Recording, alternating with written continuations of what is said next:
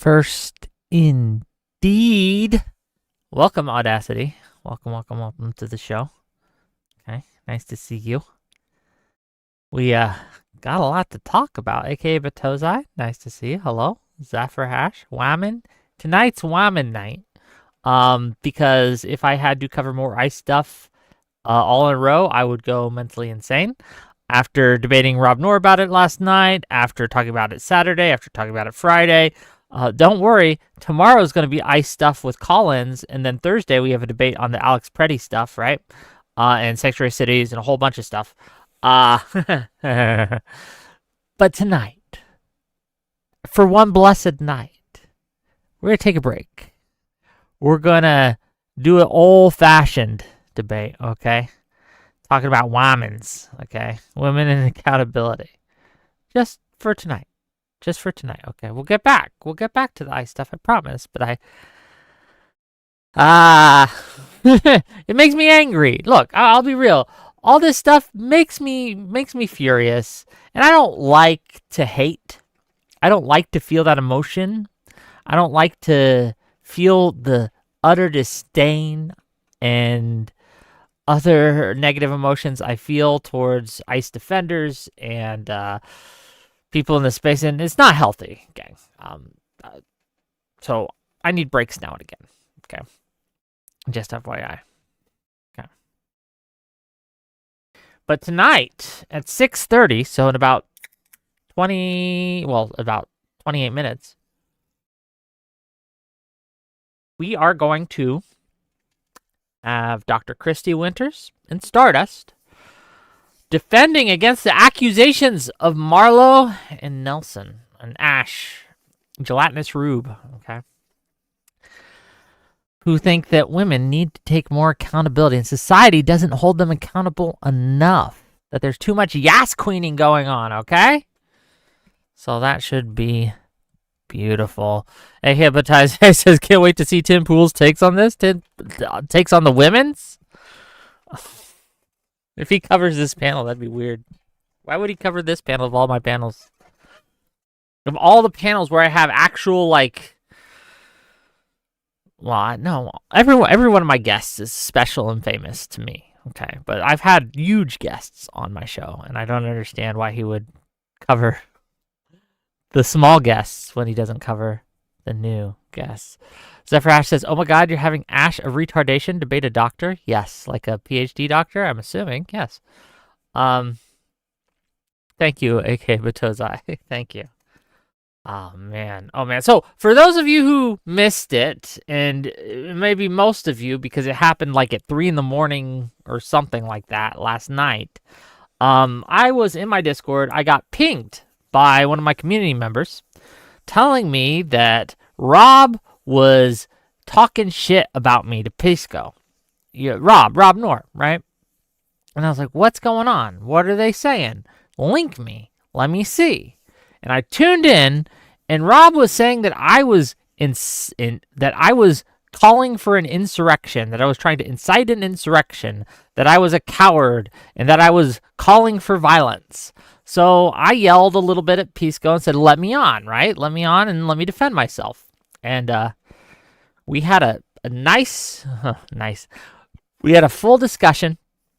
It wasn't that long. It was like 30 minutes to maybe an hour, if I'm remembering correctly. And it was 3 a.m. last night, so if my memory is faulty, forgive me. But that was on Pisco's channel. But what we're doing, because it went beautifully, gang. It was, I think, a remarkable dismantling of a lot of the right-wing lies and narratives, and also just kind of showcasing the dishonesty of the right-wing, or at least the Rob Noor version of the right-wing in these things. And I'm happy to showcase that on my channel. I got permission from Pisco, and my editor is going to be cutting it up, making an actual video that you can watch with cool thumbnails and all that, right? And hopefully he gets that done soon. I asked him to do it right after the show. It was amazing. It was great. And if you want to preview it, you can. You'll just have to look at. You'll have to go to Pisco's channel. And find it there. If you're in my Discord peeps have been linking it around too with timestamp. Beautiful stuff. Beautiful stuff. So yeah, I hope everyone had a good Sunday. I hope you're all surviving the storm. Right? We got a lot of snow here. We got a lot of ice here. Spent the morning digging out my car, getting pathways, right? But it was fun. It was nice. I like the snow. I do, especially when I don't have to go out in it. And because I was planning ahead, I stocked up on yummies and treats and books, so I didn't need to leave my house. Thank you, Jalar News 140. I appreciate it. News Score says, I'm confused what this tin is saying. What tin? I don't know what you're talking about.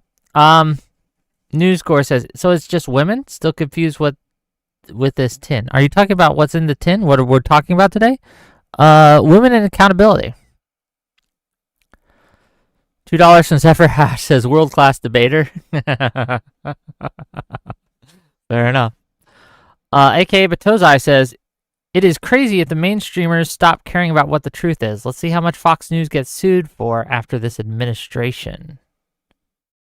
Okala says there are plenty of women accountants. Fair enough. Polygraph lie detector says, because we're not talking about Republicans murking our citizens on streets. Okay, brother, I understand. It's important, but we talked about it Friday. We talked about it Saturday. We talked about it Sunday. We're going to talk about it tomorrow. We're going to talk about it Thursday. I need a break day. I need a day where I have a show that is on something else. And I just need it, okay? For my health, for my mental stability. I don't know what to tell you. Thank you, aka Batozai, for the 5 Wick TV gift memberships. Really appreciate you. $10 for oh my god, it's soup to say can't wait for more brain damage. It's interesting how the online right and even real right-leaning people play fast and loose with words like insurrection. January 6th isn't one, but anti-ICE is. They were mad at my take about I think you have a moral obligation to obstruct ICE. And they were very mad about that. They said that me saying that meant I was calling for violence. Even though, if you were there Saturday, you heard me say this, and I'll repeat it, non-violently, okay? That does not mean to attack them. That doesn't mean to throw things or bite their fingers or shoot them or anything. Non-violently, okay? It means pull out your phone, record them, follow them, tell people in your community where they're going, all that stuff. So no one misunderstands, though. To be clear, gang, I don't think that they're honestly misunderstanding this. I think most of them are dishonestly misunderstanding this. I think they know perfectly well what I mean. And I think that they're trying to paint it in a dishonest light by adding things to it that I did not say, and I've specifically spoken out against. And yeah, I think that that's what's going on. I don't think it's an honest endeavor. I think this is just squirrely politic bullshit. It's why they have to keep adding words. It's why they can't actually just quote me or just show the clip of me doing it. They have to tell you what I'm saying. They don't show you what I'm saying. They have to tell you. Beware people who do that, by the way. Doesn't always mean dishonesty. Not everyone has a clip handy 100% of the time. I understand that. But damn. There was a court ruling today, and I want to read part of the decision to you guys because I think it speaks volumes as to the state we are in. And I promise not to talk about ICE too much today, but look, we got about 20 minutes until my guest gets here. So we're gonna get you some content. Okay, and I think this is important to read. It's pretty damning. So this is from a court document from a federal judge. Respondents do not contest either of these claims, or, indeed, any of the petitioner's other claims. Respondents' answer to the petition consists of 3 sentences, 2 of which recite the procedural history of this case. The remaining sentence reads, in full, at this time, respondents do not have an opposition argument to present. They have not denied or contested any of the factual allegations in the petition. They have not offered any additional facts or defenses. They have not argued that different statutes or regulations should govern this case. They have not lodged any relevant documents, despite being ordered to do so. Thus, it appears that respondents arrested a chronically ill 70-year-old woman who came to this country to avoid religious persecution and applied for asylum, who has lived here peacefully for 26 years and complied with all check-in requirements and other conditions of release, who has no known criminal record and poses no threat to anyone without notice or the process required by their own regulations, and without any plan for removing her from this country. They kept her in detention for months without sufficient medical care, and they do not have any argument to offer to even try to justify these actions. Further, having a knowledge that they have no opposition to present to petitioner's habeas petition, they have voluntarily released her? No. Thus, petitioner remains in custody, and her counsel and the court are required to expend resources and effort to address a matter that respondents either cannot be bothered to defend or realize is indefensible.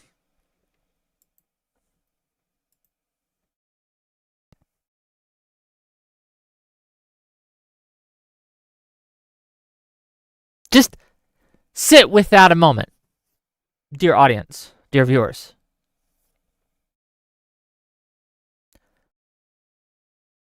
They took a woman, 70 years old, chronically ill. Okay, they don't contest any of this. None of this is contested, to be clear, right, by the government, right? The DHS isn't contesting a word. They're not contesting it at all. So they took a 70-year-old woman, chronically ill, here for 26 years, on asylum from religious persecution. She's complied with all her regulations, all her check-ins. She's done everything right, okay? They took her without due process at all. They didn't even follow their own regulations. Okay. They put her in a detention center, and they had no plan to deport her. They had no plan to deport her. They just locked her up in a deportation center with no plans to deport her at all for months.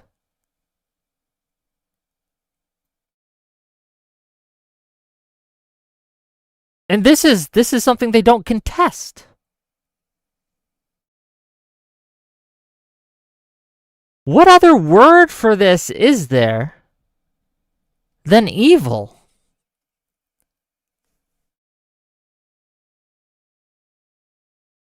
Incompetent cruelty. Apathetic cruelty. They don't even care. It should make you mad. This should make you angry.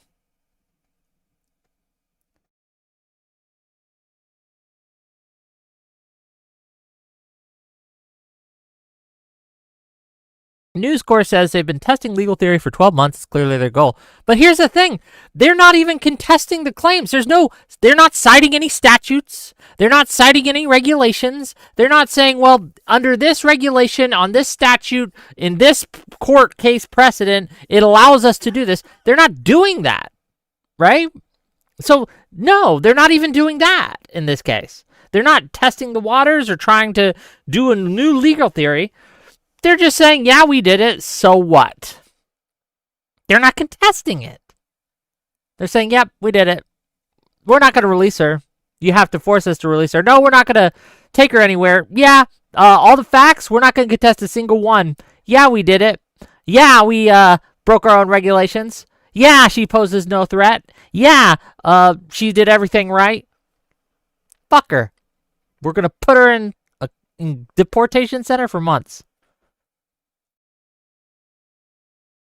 Do I want her deported? If she's here from religious persecutions, no, but they don't even have a plan to deport her. So it's not even that.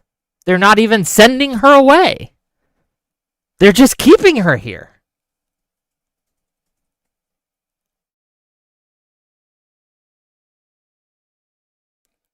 That's insane, gang. And this isn't the only incident of this type of thing occurring.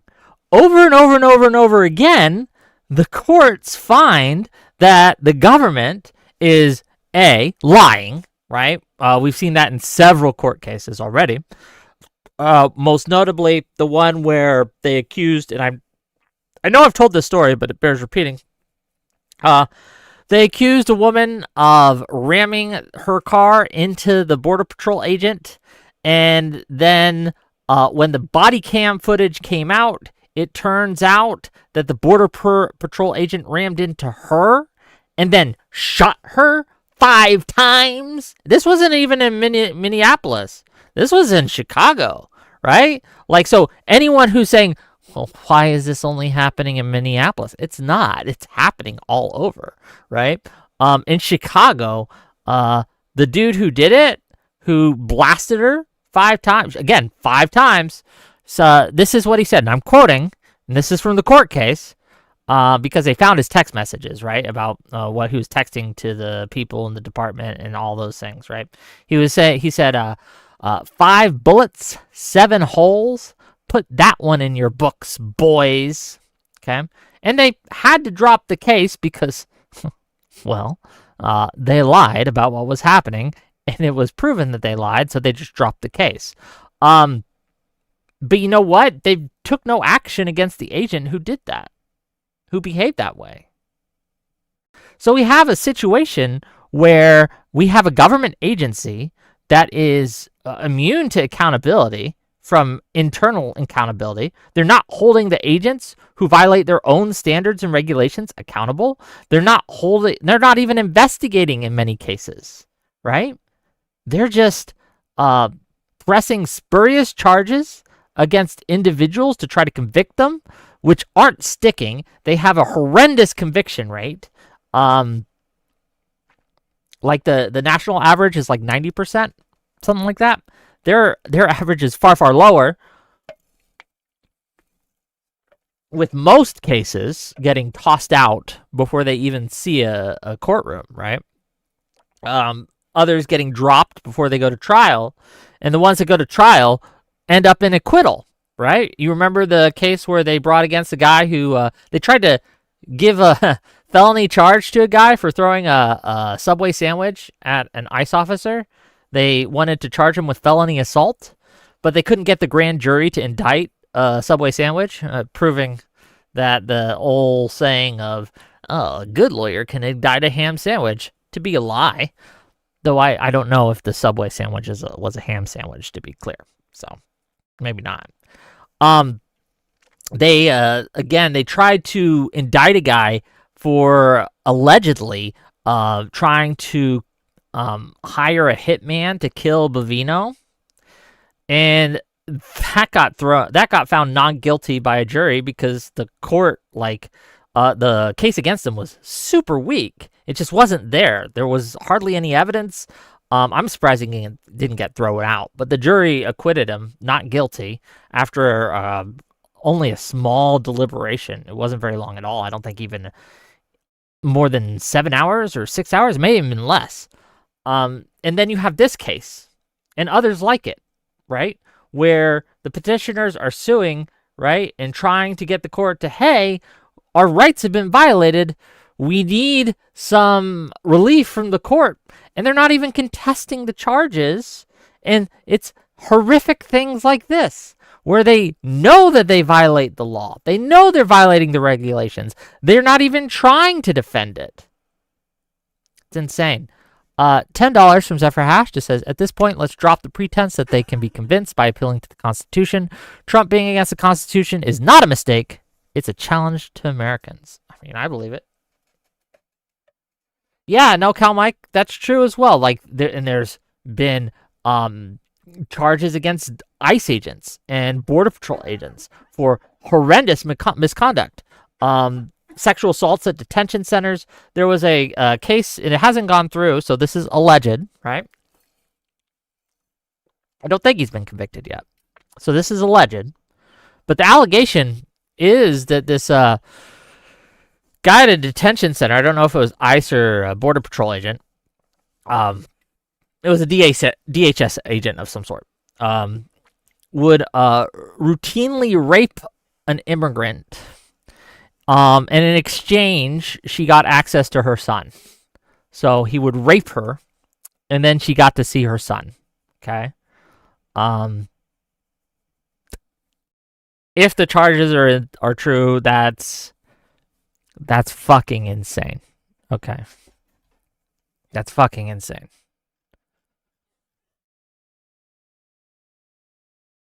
I don't know how you can defend that shit, right?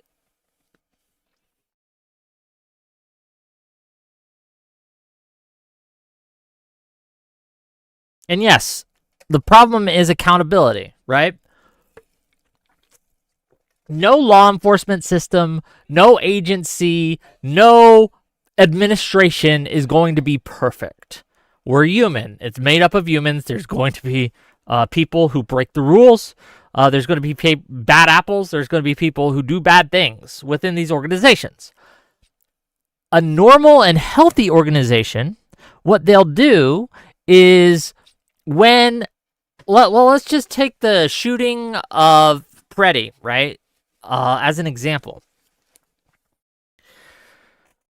They'll take an investigation, right? They'll make it as transparent as possible, okay, as they can, while keeping the, integrity of the investigation intact, right? They will make it clear that agents who violate the law will be prosecuted and drummed out, and it will not be tolerated. And then if it is found that these agents did what it looks like they did on camera and executed that man, they would be held to account, put on trial, drummed out, never working in law enforcement again the rest of their lives at least, right? That's under a normal administration. That's what agencies and institutions do because they need public trust to operate effectively. Okay? Otherwise, you get situations like we have in Minneapolis. The problem with this administration is after we even had all the evidence, and we may not still have all the evidence, but we have a ton of video now, right? After the first video came out, DHS, Kristi Noem, Stephen Miller, Bavino from the Lollipop Guild, all of them were saying, oh, this is what happened. The guy approached them with a gun, and he was intending to massacre as many cops as he could, as many ICE agents as he could, right? He was a domestic terrorist. And they would just say things, make things up. And then when the facts came out, and when you see the footage, and when you see what happened, turns out they were full of shit. But the reason that they're saying this, the signal that they're sending, is that they will protect their agents no matter what. So this emboldens the agents to behave poorly, because behavior that is tolerated is behavior that is repeated. And so they know that they can get away with anything. They can be as brutal as they like. Who's going to stop them? Not the government. And this is a problem we have. $5 from General Grievous to say the reason ICE dropped the case against a woman they blasted 5 times is they had to go under oath and release the footage showing they lied. Yes, that's true. $5 from Audacity. Well, hey, if you don't want this to happen again, make sure you keep those borders closed when you win office again. Look, there's a call-in show tomorrow. You should call in. Okay. Let's see if we got our team of wonderful people ready. We do. I could start bringing them on, and we can do mic checks and cam checks and all that. So we're gonna transition now. Now that I've gotten all that out of my system for the day, and we're gonna talk about women and accountability. So give me a second, and we'll pull them in.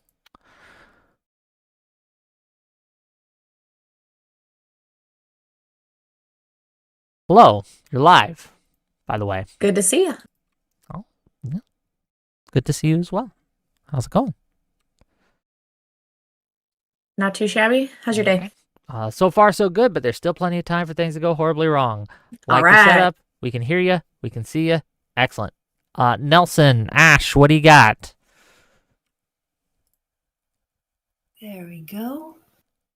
I think my audio is a go now. Hopefully. Wonderful. Dr. Kristi Winters. Nice Good evening, everyone. Good evening. How is, that should be a higher quality audio now. A lot less echo.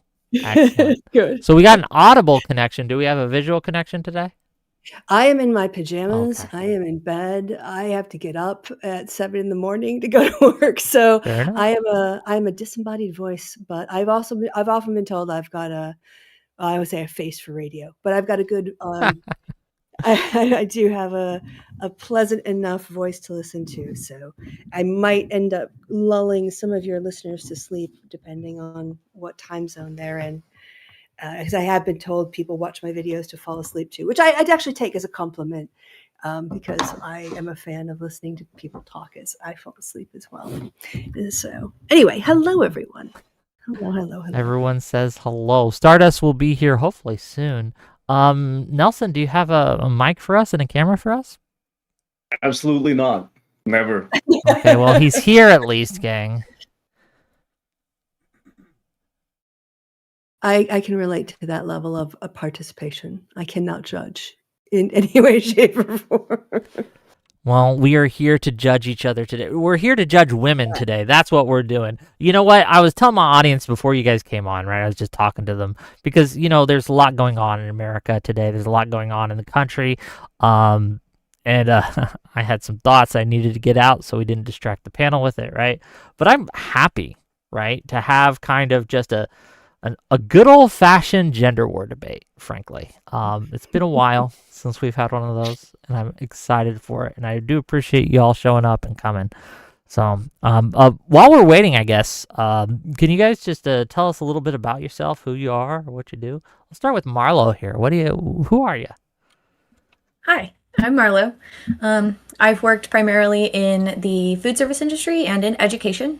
I have a bachelor's degree in the literature of Western civilization, and my primary focus is generally rhetoric.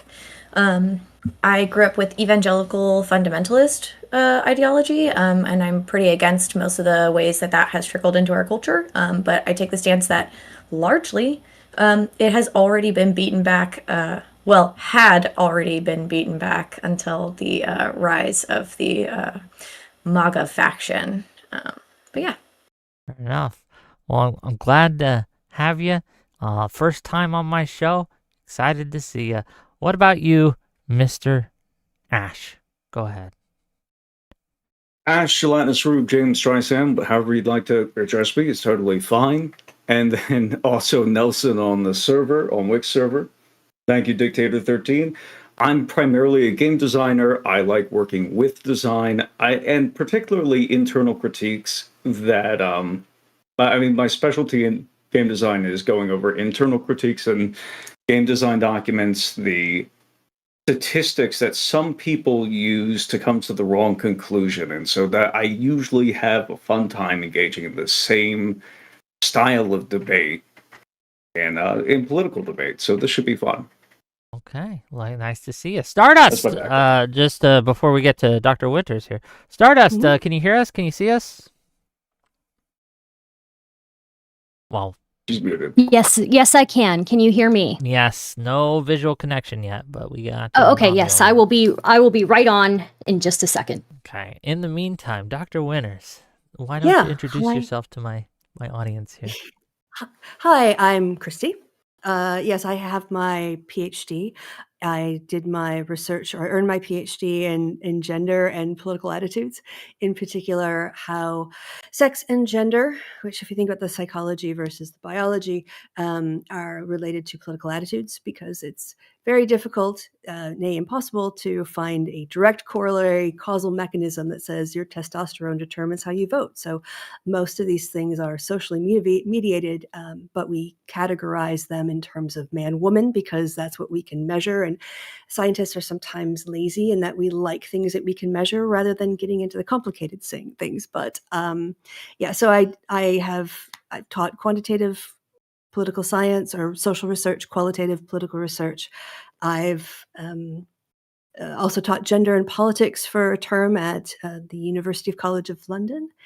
And so this is a topic that is near and dear to my heart, or not the topic, but the general field is something that I deal with on a pretty regular basis. In fact, I've just finished up an EU-funded project that was looking at the backlash to, as was earlier pointed out, the backlash to progress on things like equality, democratization, secularization, idea of human rights being for everybody, and some people really being attached to hierarchies and unjustified forms of power because they benefit from them. Yes, this is something I'm deeply involved with and think about on a pretty regular basis. Well, we're happy to have you. A cut above my normal guest, but we appreciate it. And last but certainly not least, Stardust. Who are you? Hi, I'm Stardust. Sorry, did I peek on my microphone? I am just a lowly streamer. I have been in the streaming space for a few years now, though. Used to debate within the extremist, like far right kind of spaces, and then I moved away from that. Moved over to more influencer on influencer drama. Still did some debates, and now I'm kind of more behind the scenes. I do editing for people. I'm working on some video essays, but I do think that this topic is very important to me. Just as a woman and as somebody who's seen the state of women's rights in other countries and third world countries and countries where it's like, incredibly backwards, right? And that doesn't change that. Like, obviously the West is the best place to be as a woman, but that doesn't mean that there aren't like huge improvements that we can make. So yeah. Okay, and with that, let's get started. Ash, you got your camera again? I just want as many people on camera as we can, so if that's okay, Mr. Nelson. Well, hopefully he gets here soon. Maybe he's taking a little break. But we'll get there we are. I'm just refilling my coffee. Okay, buddy. So tonight, welcome, boys and girls, to yet another episode of WIC TV. It's a cross-ideological space where we come together to talk about issues both political and cultural, from the silly to the serious. And tonight, we're going to be talking about women, okay? The evergreen topic that you all love to hate, to love, hate to love to hate, okay? Are women held accountable enough by society? Are they let off too easy? Are they not held to the same standards that we hold men to? Is that even a bad thing if it's true? Marlo wanted to come on and argue her piece about this, and Nelson has agreed to join her. So first we're going to hear from Marlo and Nelson, and then we're going to give it to Stardust and Dr. Winters. And that's where we'll start. Then we'll get to open discussion. You can call me Kristi, because it's really unfair for me to have a title being used and no one else's. So I can give them all titles. We can have Baron. We can have Baron Marlo. We can have Sensei Nelson. No, we can do it. No, okay, Kristi. Thank you. Fair enough. We'll go with Kristi. Please. Okay, Marlo, open us up. And if you were my students, I'd make you call me Dr. Winters. But we're all just peoples here. Well, I hope you make the other team your students today, but we're finding out. Marlo, go ahead. I'll start calling you doctor. All right. Marlo, go ahead, please. Well, I'm certainly hoping to get schooled here.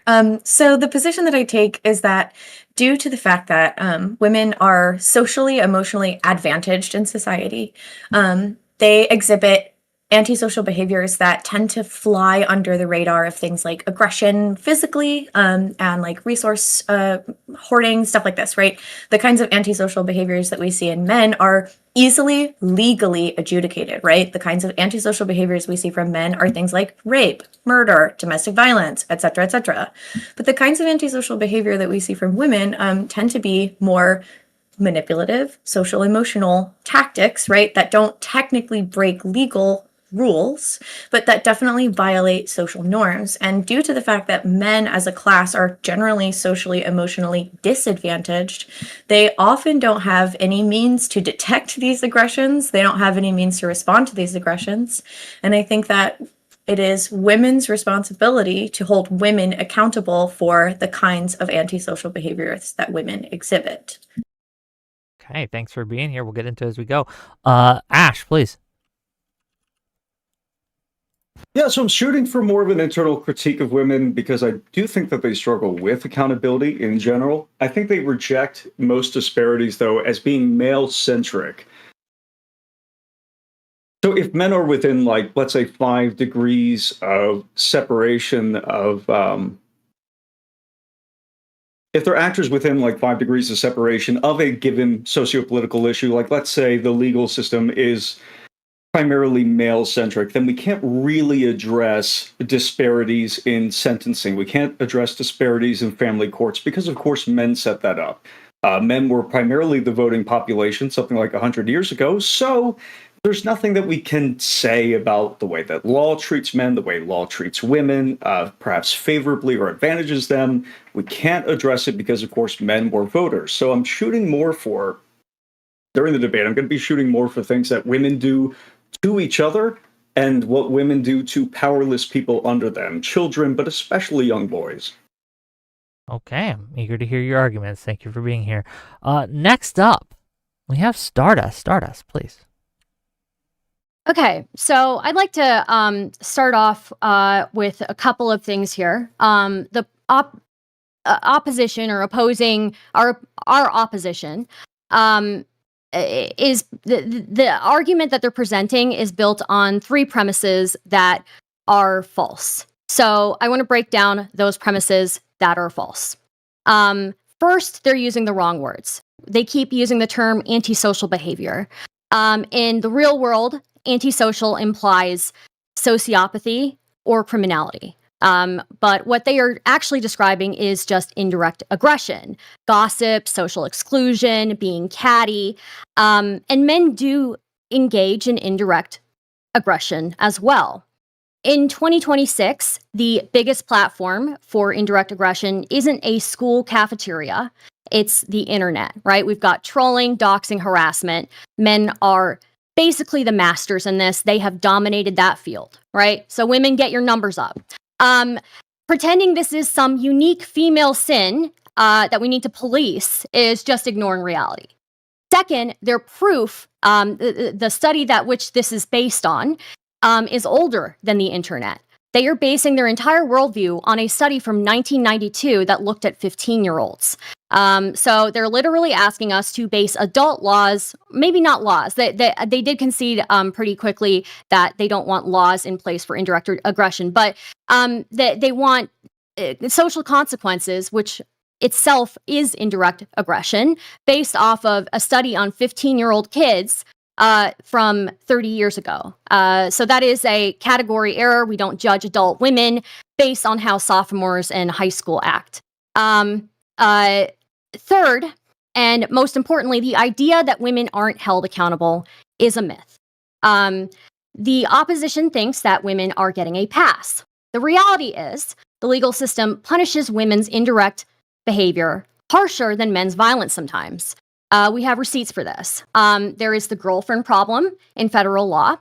In drug cases, you'll see a kingpin, the guy running the violent cartel. He usually cuts a deal with federal officers because he has intel to trade.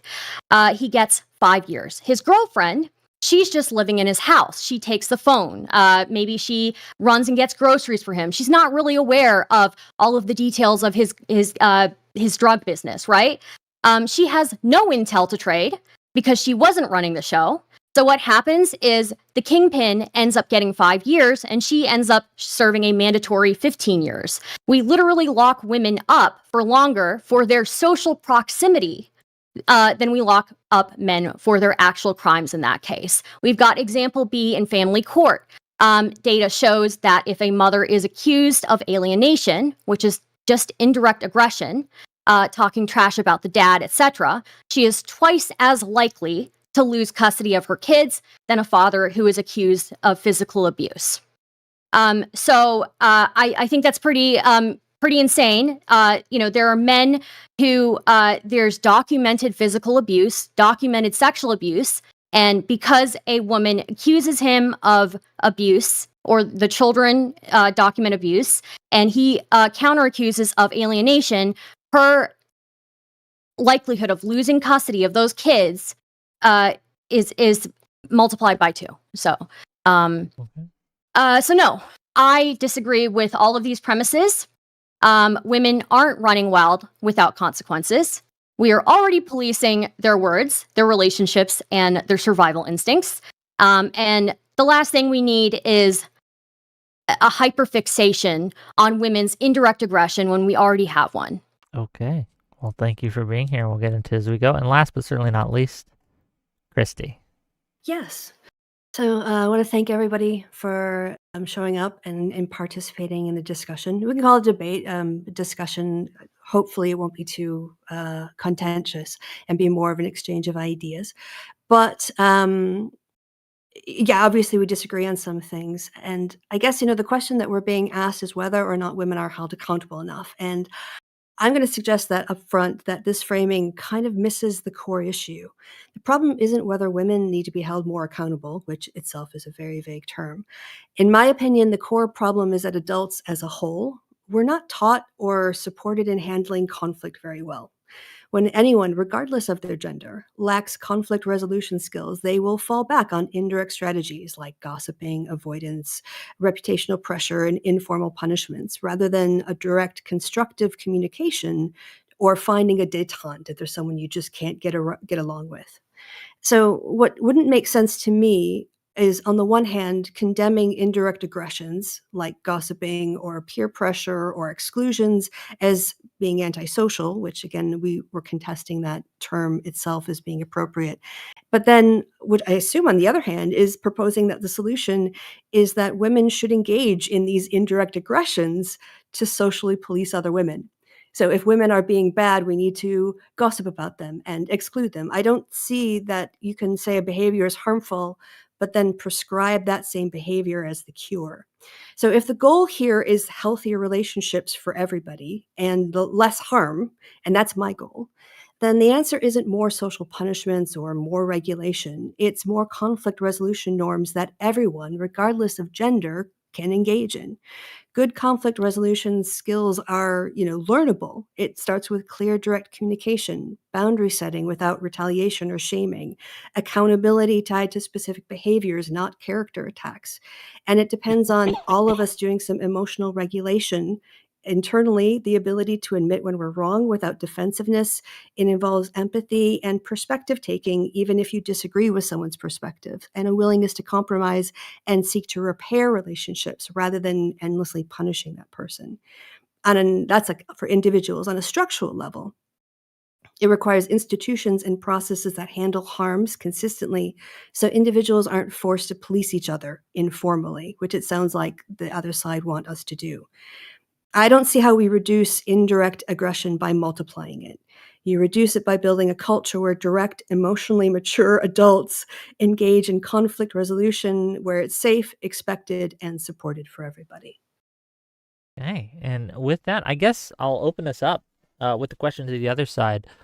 Is that what you are advocating for, that they're, as Kristi said, that they're held more informally accountable by these metrics? Is that actually what you're advocating for? I guess the question would be, what do you mean when you say accountable? I actually am in my position in line with the framing that Kristi just gave. The idea being that core conflict resolution skills are fundamental to society and to pro-social behavior.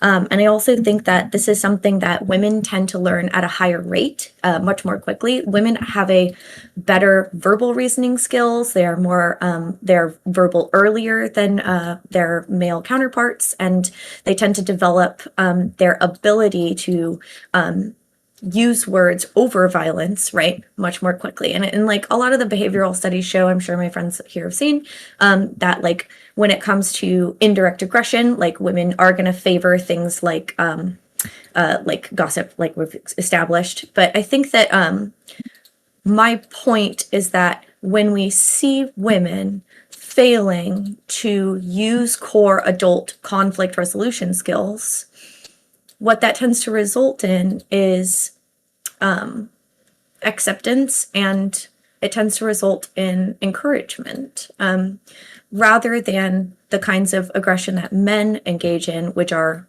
dominated by legal repercussions, right? And so my claim is that when women see women engaging in indirect aggression, women should be using core, like those fundamental conflict resolution skills with one another.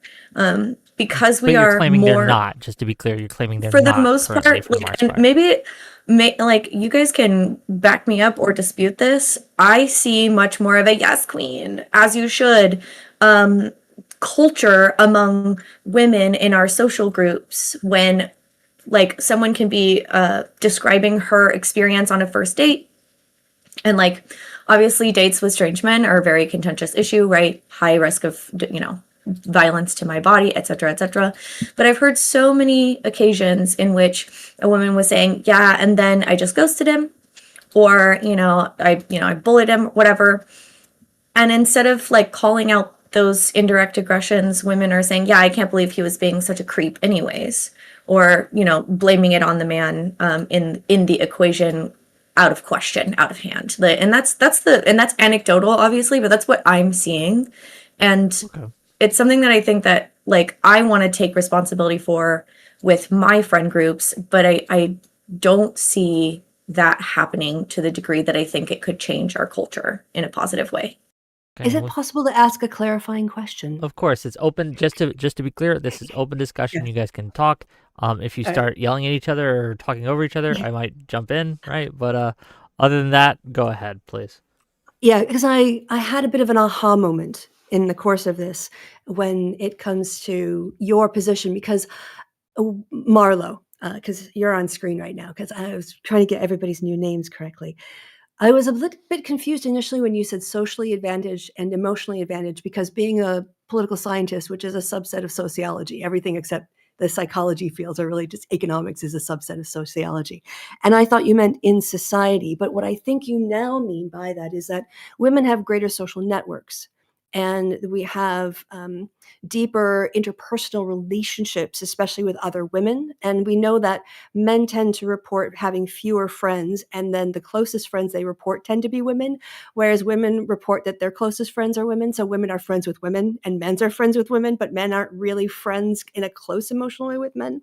And so I think I just want to make sure I'm understanding you correctly now, because I'm going to adjust my view of your position. If what you meant is that women have more social support and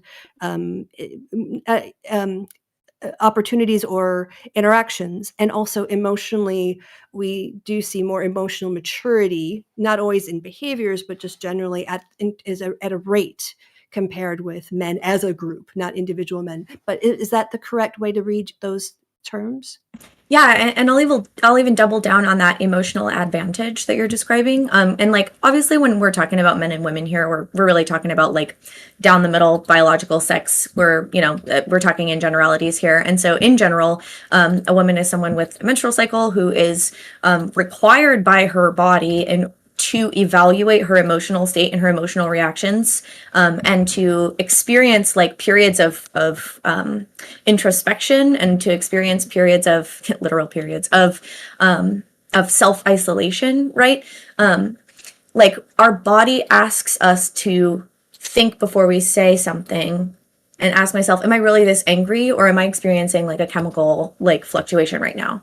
And I think that even that is something that adds to the just baseline level of emotional maturity that we see in women. And so I think that because we have that increased ability, that means that we have an increased responsibility in society. And can I ask also, are you like in your early 20s? That's very sweet of you. I am 30. Okay. Because I think a lot of this too, and I don't want to get ahead of Stardust, but a lot of this, in the 1994, I think it was, it might have been 92, but the sex roles article that you linked, the stuff that they report on indirect aggression, we see that in childhood and juvenile behavior, we see more of this kind of mean girl thing. But both girls and boys age out of these behaviors. And so to say women, we're including 70-year-olds, we're including people like me in their 50s. And so I think that it's an overgeneralization to talk about some of women's strategies. I understand why we do it, because it's convenient.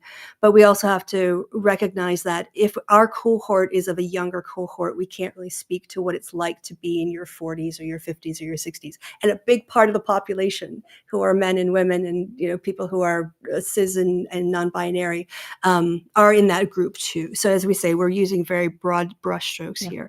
But okay, I've been talking a lot, so I'll give other people the floor. I do believe that the updated, the more recent studies show that, yes, by the time men and women enter the workspace, that their indirect aggression rates are basically equal. And it's really context dependent, when it varies, when there's a disparity.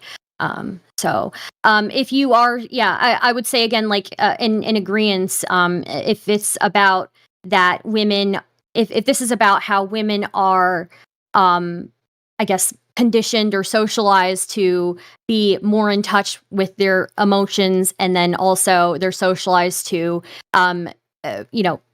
engage in conflict resolution. They know how to do it, and maybe they don't do it as often. I could see what you're saying there. I understand what you're saying about ghosting. I definitely agree with you there. I tend to encourage, my friends and, family members to, if you're gonna cut something off, just cut it off, right? But I also think that that's also like context dependent as well, right? We don't know every single case. And a lot of this Yas Queen kind of attitude is really much more online than it is in person. It's a very online phenomena. So you'll see, like, in general, if we're looking at all of society, it's not really a overwhelming thing, I guess. So. Just so I'm clear on what's being argued here, Marlo, your claim is that there is a kind of like a Yas Queen culture, not just online but offline, correct? Is that your claim?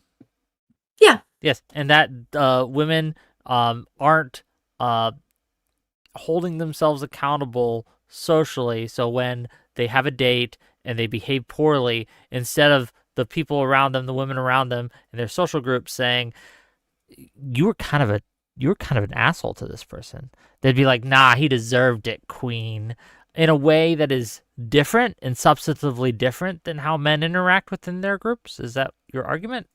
Oh, my argument is definitely that because we have a higher social capability and better social networks and an increased emotional maturity as a baseline, that we deserve to be held to higher standards, and that's the most progressive thing for us to be doing. Okay. I don't know if I agree with deserve. I think that men should be deserve to be held at an equally high standard, even if they're less capable, right? I mean, that would be my stance. I think that it's important to, like, here's an example, right? I'm not going to hold a student who's cognitively impaired to the same degree that I would hold a student who is fully participating in general education. Hold on. Are we saying that men are impaired somehow? I'm saying that men are socially, emotionally impaired. Yes. Hello? That's not a question, is it? Sorry, I'm supposed to be moderating, but I have questions now. But go ahead, please, people. That's okay. I'd like to push back briefly on the idea that because men have less social support, this explains the lack of indirect aggression. I think that men's an equivalence of indirect aggression, I think that men's lack of social support speaks to some kind of exclusionary criteria. Whereas if you're going to have a wider social network, I think that necessarily implies that you have lower standards for who you keep around you. Even when it comes to non-legal structures, right? Because we went over how aggression is tempered by law. Indirect aggression, as you're calling it, I prefer to say antisocial behavior. Antisocial personality disorder is named after antisocial behaviors. It doesn't precede the word antisocial or preclude the word antisocial. That just means things that are, contrary to customs and laws of a given society. Churches still operate like this. Fraternities, specifically professional fraternities, still operate like this, where antisocial behavior is in some way punished. If you act negatively within a church, this might be mediated, sure, by whether or not you're a prominent donor to that church. But if you're behaving negatively, the pastor will come talk to you. Depending on the size of the church, the deacons will come talk to you. There will be men's groups that you are encouraged to attend or potentially restricted from attending the church if you disagree or if you refuse to. You're not necessarily legally you still have a choice, but within the social structure, it's not presented to you as a choice. Your obligation is to behave better within your social standing. So men's social structures in many ways mirror the law in this regard. So I just wanted to push back against that women just have greater social support. Yeah. So my question is, did you miss the entirety of my opening statement? Because I feel like we just completely missed a couple of things here about the antisocial.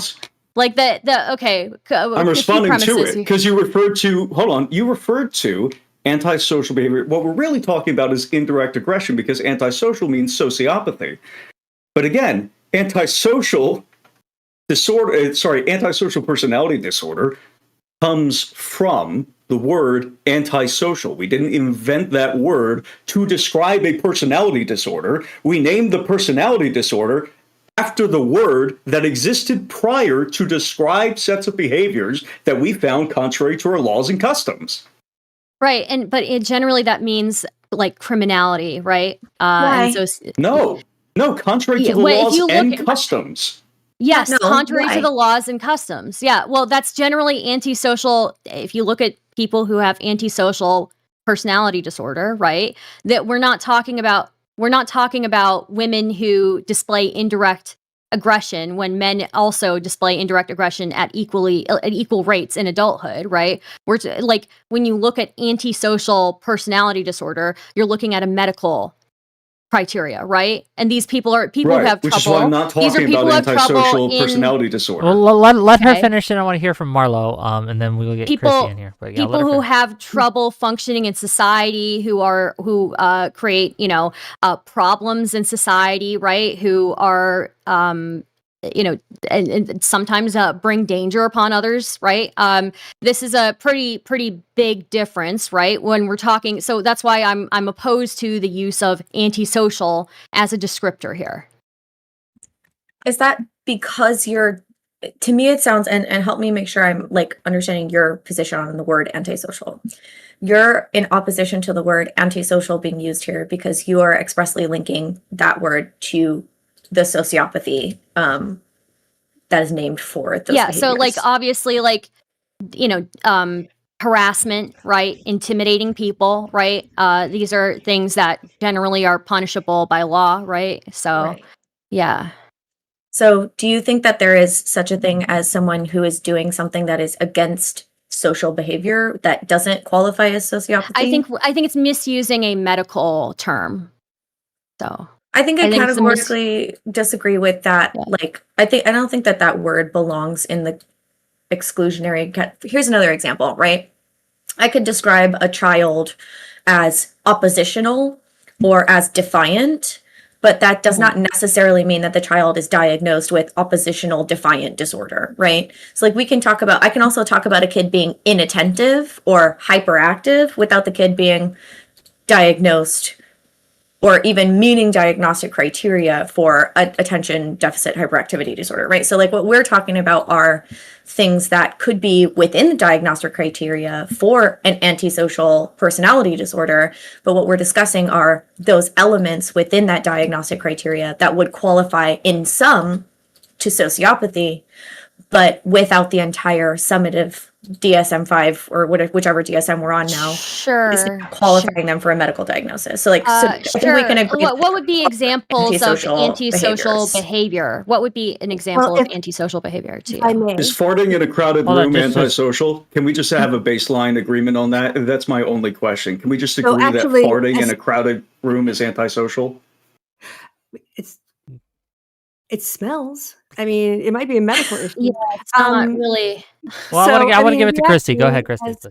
As part of our research for this, Stardust and I have like a 20-page document that we put together, and it includes, so the literature that you gave us from psychology actually is contrasting indirect aggression versus direct aggression.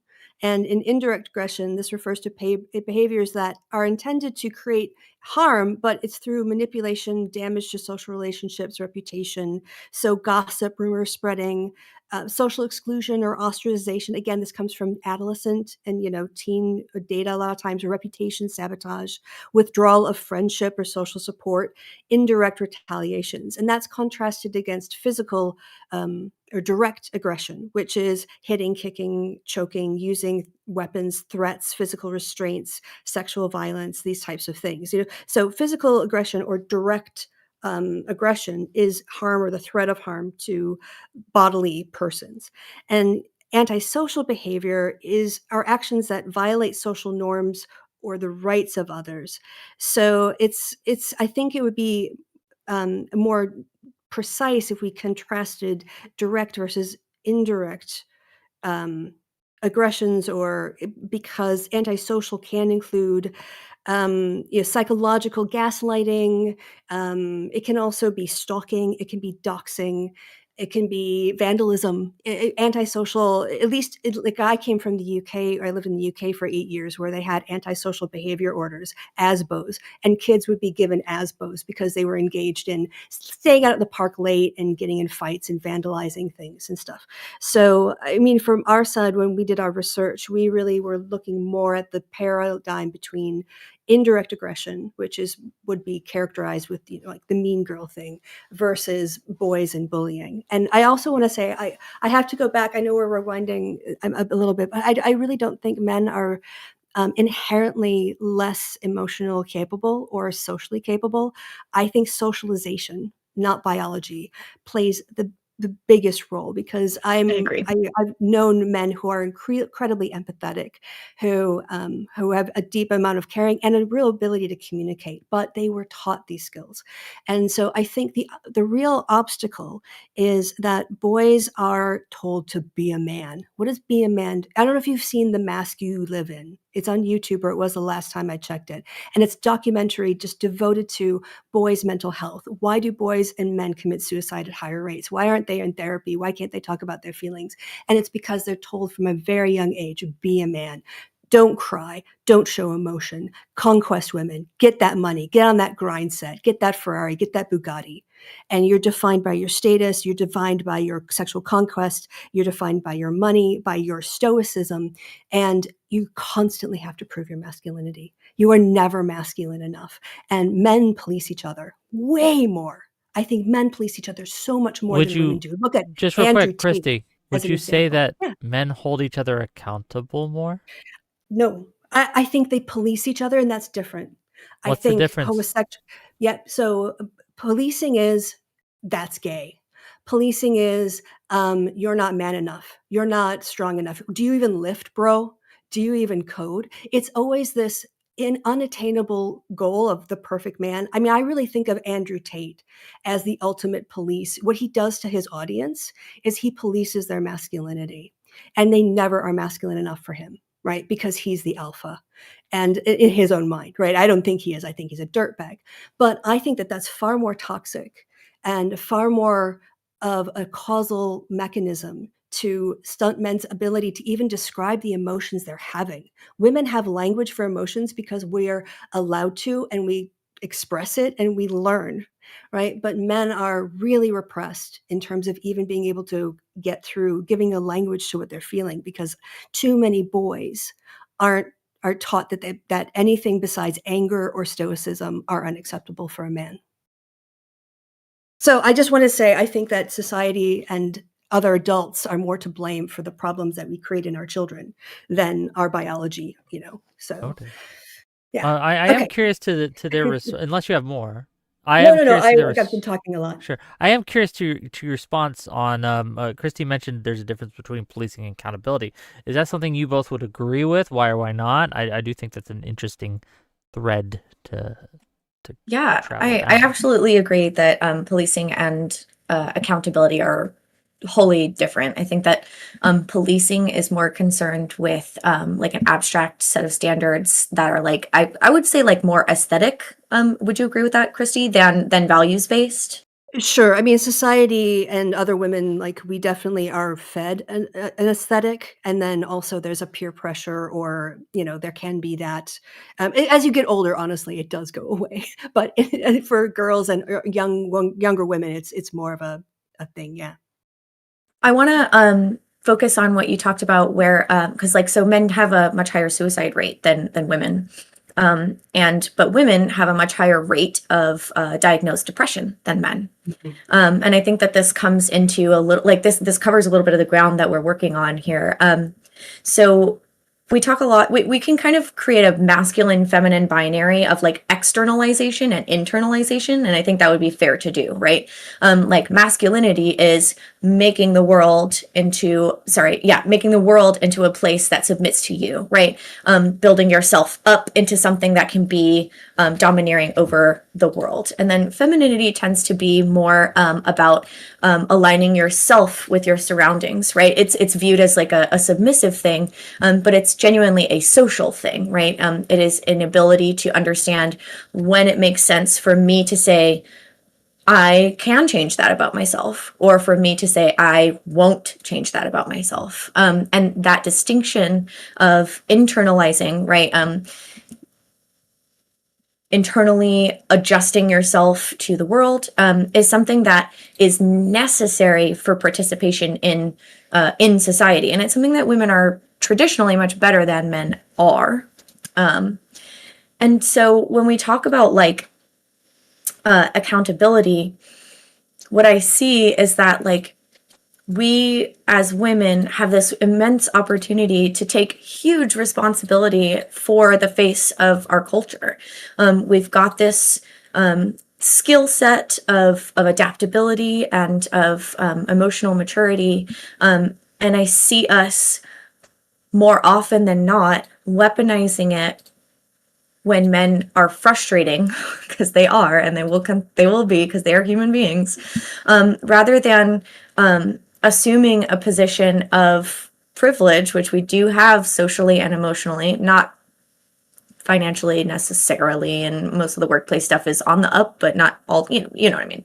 And I think that place of social and emotional privilege puts us in a position of responsibility for ourselves to a greater degree than men. I need to pipe up because you touched on my thesis, and I have to. If you talk about somebody's doctoral thesis, they have to talk about it. So Is that the rule? Okay, go ahead. Stardust, do you want to go first? But it's right. No, you go ahead. Okay, you go ahead. So this was the whole thing about separating out biology from social stuff and political attitudes. And I'll be as brief as I possibly can because I don't want to dominate the conversation. However, in the 1970s, psychologists did want to find the ideal traits of the ideal man and the ideal woman. And they asked white undergraduate Americans because apparently we are the experts at everything. But what they found was, as you said, people who associate masculine, the ideal man, is independent, competitive, energetic, in control of things. And the ideal woman is communal. She's kind, helpful, cares about others, pays attention to other people's needs. So then, like, this is awesome. Now we're going to be able to take these traits and we'll be able to measure how masculine or feminine someone is. But the thing is that when they gave those ideals back to students and asked them to rate themselves on it. They didn't get 2 categories. They got 4. They got people who are high masculine, low feminine, low masculine, high feminine, and low masculine, low feminine. They're like, well, this is weird because we have 4 categories, but only 2 things. So what does this mean? It means that these aren't traits associated with sexes. These are human traits that tend to appear or are considered valuable in 2 different sexes, right? So it's a gradient. It's not from masculine to feminine. It's from more masculine to not masculine. It's from more feminine to not feminine. And since the 1970s, people have changed that language and they call the masculine traits agentic and the feminine traits communal, because that describes what the behaviors are valuing. And when I used those measures to predict people's voting behavior, what I found was that agentic women would vote for the right-wing party because they tended to be managers and business owners and professionals. And men who were high on communal, aka feminine measures, would vote for left-wing because they valued community and other people. And so when I included those measures in their political behavior, the sex variable stopped having any effect. Because sex was just a really bad proxy for these value systems or other things. So I would say that it's a little more complicated, and that agentic and communal are a more accurate way to describe it than masculine and feminine. Okay. And now I really will shut the fuck up because You're I'm talking fine. so No, much. I'm so curious This is useful. now. This is useful. But Yeah. before we go on, I do have a couple super chats to read, right? And the questions for the panel, and then I do want to I want to ground it a little bit. This is all very high and mighty, right? But I want to ground it a little bit because my audience is like, what are they talking about? So I want to ground it into some more real world examples, and then I want to give the mic to Stardust to let her take some of the first questions here and have a chance to say anything she wants. But let's get through these super chats real quick. $10 from Karen D. Hippie to say, do you think men have more emotional intelligence now than 20 years ago? Mm-hmm. Yes, absolutely. Elaborate. Mm-hmm. I mean, just the fact that we've destigmatized. I mean, not completely, but the destigmatization somewhat of like seeing a therapist, being in touch with your emotions. I think definitely has attributed to men being, I guess, more emotionally.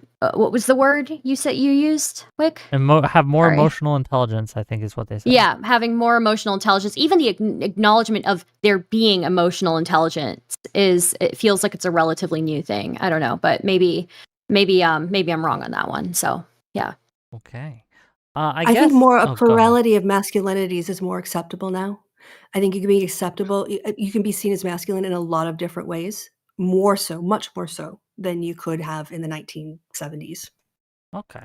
So. I want to ground this a little bit and kind of bring it into the world that I inhabit, so maybe we can, my audience can maybe kind of grasp what we're talking about here. Even though my audience is very smart, right? Sometimes they need a little context before we go through and can get things in here. A lot of the complaints that I hear, right, in this space is that if you are a woman and you behave poorly, more people will forgive you and more easily forgive you than if you are a man. Do we agree with that statement? Do we agree with that kind of like I disagree heavily, okay, but why? And then yeah. we can start the discussion there. Because that I guess, like, just to be clear, before I give it to you, like that has been my anecdotal experience. I guess what would be your examples of that? I don't want to start too much. I'll jump in here. Right? Listen, I'll jump on that grenade happily. Lav is still permitted in the server despite making a sexual assault, pedophilia allegation against Hassan some number of years ago. Nobody brings it up. Nobody brings it up in casual conversation. I think that she probably ought to be in prison for that for probably another 5 years from when that began. But it's normal to speak with her.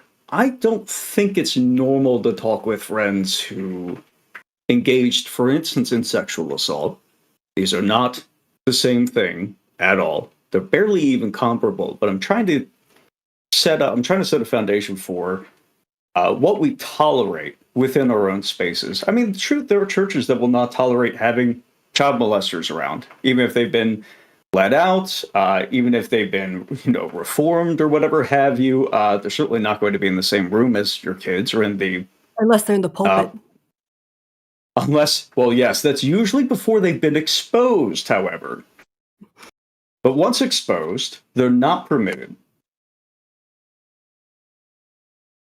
Okay, I mean, Sometimes. this is one example Go for Stardust, sure. please. I mean, I would say, oh, sorry. You go oh, ahead. I would just say that Lav is, I would say that, okay, I think that has to do a lot with also how attractive somebody is, right? Like, are we going to like deny that attractive people get away with like way more shit than unattractive people? I think most people in the space, whenever I hear about Lav, like, this is just interpersonal drama, but like, whenever I hear about it, like there's always like, oh, she's crazy, right? But despite her being crazy, she's like incredibly intelligent, right? And despite her also being crazy, like she also has had many wrongs done to her as well, right? I'm not going to sit here and pretend that she hasn't had a ton of wrongs done to her. So I mean, like, I don't know. I think people are complicated. I think people are willing to forgive people that they view are very hot. She's very hot, so So, I mean, that's what it is. I've seen women who, I mean, I feel like I've seen and been on the receiving end of some pretty crazy stuff as well. So I don't know, like maybe I don't think it's really, if we're focusing it on this space, then it's going to be a little bit weird. Can I just give maybe a personal example, and you guys can judge me if you want for this, but this is true, and if we're going to have an honest conversation, I think it's important to have an honest conversation. When I moderate, I am much less harsh on women than I am on men. And the reason I am that, right, the justification I give for that is there's less women in this space. I want more women to participate in this hobby that I have. There are a value to having a woman on the screen, right, that is different than having a man on the screen. I'll let you guys figure out what that value is. And it's just something that I noticed that women are often allowed to get away with things in conversation that men simply aren't in this space. And I do it. I find myself guilty of this, right? So when we're saying women aren't being held accountable enough, I kind of have to agree, at least in that narrow scope. Well, I know, Marlo, you've been nodding your head and shaking your head and doing your hand motions, so go ahead. I want to give the mic to you, and then I want to hear from Kristi and things like that. So. Sorry, I'm just an active listener. That is never an indication that I want to speak. Oh, fair enough. I genuinely think so. Like, I'll give some anecdotal examples as well. What I find is that, especially right now, let's focus on online dating, right? Because I think that's a big, huge swath of the American population that is involved in this. I'm not dating anymore, but like during the times when I was, my girlfriends and I would get our apps out and like kind of show each other what was going on. And my experience was that, at least with specific regards to online dating, women were extremely willing to treat men like products, to objectify them, to kind of like pressure test them in kind of antisocial ways, not to throw that word back into the conversation, but in less than pro-social ways. And obviously there's a power imbalance there, right? Like women are the object of the pursuit in that equation. And like there's now like a lot more attention paid to the like genuinely violent and aggressive behavior of men towards women. But now that we've kind of like seen that hit our social view, right? We're watching what men do where we see a guy on a date in a with a single girl, and like people are paying attention to that. But like these women were being so fucking mean. And then like congratulating each other over how mean they were being. And like that's exactly what I'm talking about, right? Where hold on, do you not think men do this as well? Of course you do. Locker room talk, right? So of course they locker do. room talk. Yeah. So what's the difference? Yeah. I'm saying that women should hold women accountable for that behavior. But men don't. Like, we will, like, hey, dude, look at this woman I'm actively lying to get with, right? And they'd be like, Yeah. Hell yeah, brother. Like, do you think that we hold each other accountable? No. Okay, so again, what's the I'm not difference? making a comparative statement Okay, between okay. the degree to which men are held accountable and the degree But to it which is- women are held accountable. But it is necessarily a comparative like topic, Why? right? You're talking about women No, aren't not in the held slightest. accountable enough, right? What No, is that you in could do an comparison internal. You could to? absolutely do an To the internal degree- critique, and this is the yeah. issue with the previous panel related to the subject on whether or not men are coddled. It's simply on a basis, how are men treated? You don't have to say things are worse for women and therefore men are coddled. You don't have to Right. say men engage in poor behavior and therefore women don't engage in unaccountable behavior. You ought to present surely you could try at least to not do a comparison, because we spent so far, I believe, nearly the past hour talking about men. And, like- I do think that when we're talking about being held accountable, right? I guess you could, say it's an internal review or something like that, but I just even don't find that accurate, right? I just don't find it accurate. If we talk about dating, I mean, if we talk about dating within just the online sphere and Yas Queening, I mean, yeah, Yas Queening is a very online phenomenon, but yeah, if we're talking it like we're talking about non-terminally online people, I don't think that bears out. I think Online it's is real life, to be clear. Well, I mean, Yeah, who I- isn't online? I don't want to hear from Even old Kristi real people quick, are but online. go ahead, Kristi. Yeah, me Okay. too, actually. All right, so I'm going to rewind a little bit. I don't know who it. Did you say it was this Liv person? Is that the Lav. Lav is the Lav? Okay, Lav yeah. I'm title. not. I'm more of a YouTuber than a Twitch person, so yeah, and I'm not. But I would just point out I can't speak to that specific instance because I don't know that person or anything about that situation. But I would point out that be ignorance. Oh, sorry. Go yes, ahead. exactly. Sometimes it is. I would point to the fact that since second wave feminism, you've seen a real challenge of the idea that younger boys who are like 15, 16 who get with adult women are lucky. Right. I think that before there was, and this is part of the patriarchal thing, like, yeah, go get her. Like, yeah, you got your teacher when you were 15, like the whole Macron Brigitte thing, right? That would have been praised in the 1970s as being a man, right? Now that has entirely flipped. And I mean, I'm a big true crime fan, and I see quite a few women coming across as, teachers who abuse and it's talk about abuse. It's not slept with their students; it's abused their students, right? And those kinds of crimes were not prosecuted in the past. And I think feminism has opened up a space for that kind of recognition of abuse, equality, which in a bad way, but also very much needed. Like that's the equality you don't want, right? But it's the equality we need so that we understand abuse is abuse. And I would say the same thing about domestic violence when it's the wife toward the husband. Right. So feminism actually created a space for men to say, hey, I get abused too. Where are my shelters? And the answer is, yeah, you're right. You need shelters too. You need support too. Not that you need to suck it up and don't let your woman beat you around or push you around. Right. So I just want to kind of get back to that and say, having these debates and calling people who are abusers is a step forward in our society. And I think it's a good one. I think, Marla, I understand your heart is in the right place. I totally get it. I just don't know that. I think Stardust and I would both agree that informal structures are probably not the best way to do it. I think we need education. This should be taught in schools. This is something churches should teach. This is something synagogues should teach. This is something, like you should learn conflict resolution and to not hit people in your houses of worship. I'm an atheist, right? So I wouldn't get it there. But I think that, we don't, just because girls do have space and are socialized to be more articulate and to be more connected with their emotions, doesn't guarantee it, right? Your parents, what your parents do and what you model might be really fucked up. And so we need to break cycles.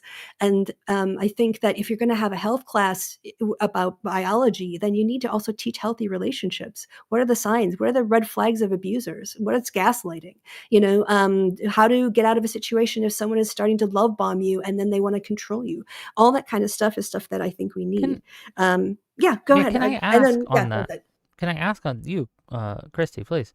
When you say we need education, on that, do we think that we should educate men or young boys and young girls in the same way, or should we tailor the education for conflict resolution and have it tailored to young men specifically versus tailored to young women specifically, right?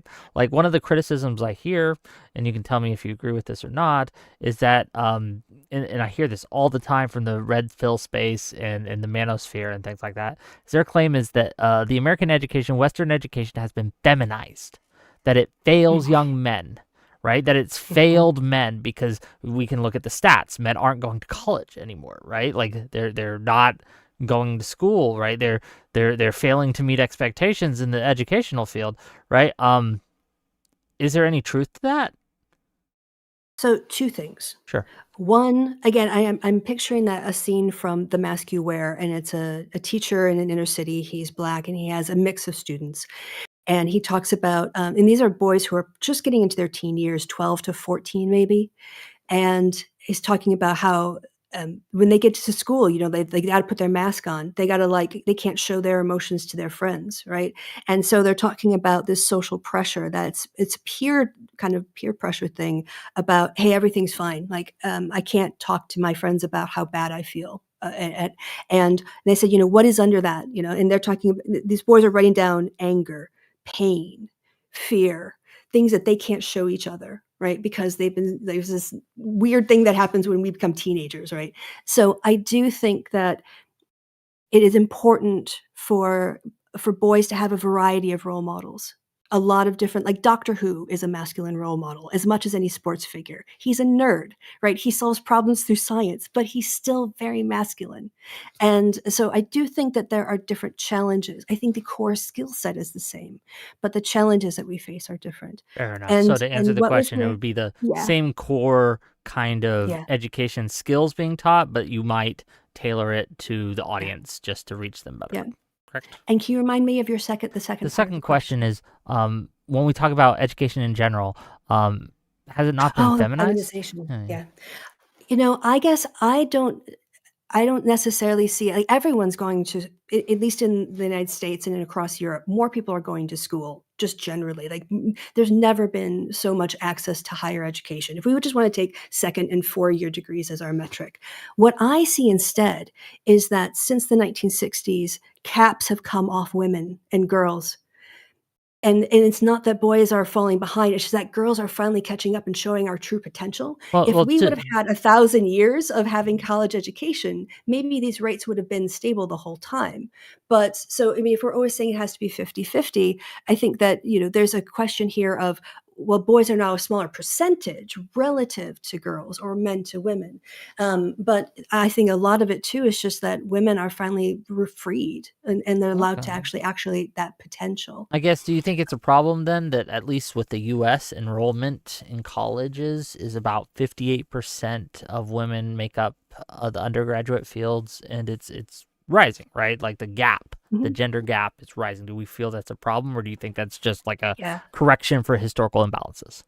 Well, I think it's kind of a mix, because remember, before the GI Bill, who went to college? Before the 1940s, and that was, who benefited from the GI Bill. We didn't have enough colleges to have those kinds of things, and a high school degree was enough. Actually, not even getting, my grandparents didn't finish high school, and they built farms and ran businesses, and they did fine in life. My dad went to 1 semester of college before he dropped off. My mom never went to college, but 50 years ago, you could do that. So the world has changed a lot. I do think that this whole idea of, the kind of world that men were growing up in, the suicide rates were worse and the depression was worse. We just didn't measure it, as we didn't measure depression back in the day. And so I think that just on the issue of things being feminized, as if that's bad, that's also part of the manosphere thing, right? We have to degrade what is feminine, and being feminine is being in touch with your emotions and talking about them. And this is a way that they get policed. This is how men end up policing each other in that way. So. Any responses to that before we get to the super chat questions? Go ahead. No. I'm gonna hold off till after the. I did have a question. Sure, go ahead. Ask your question. I did have a question. No, but it's completely unrelated and completely related. Well, let's. I'll get to the super chats and then we'll get there. So $10 from Malik Demames. I don't know how to say that last bit, man, but Malik. Let's just say $10. We can all agree that Amber Heard is a piece of shit that abused Johnny Depp. There's a large contingency of women who still defend her. shouldn't women be more likely to stand against her as victims of domestic violence? I'll respond to this one.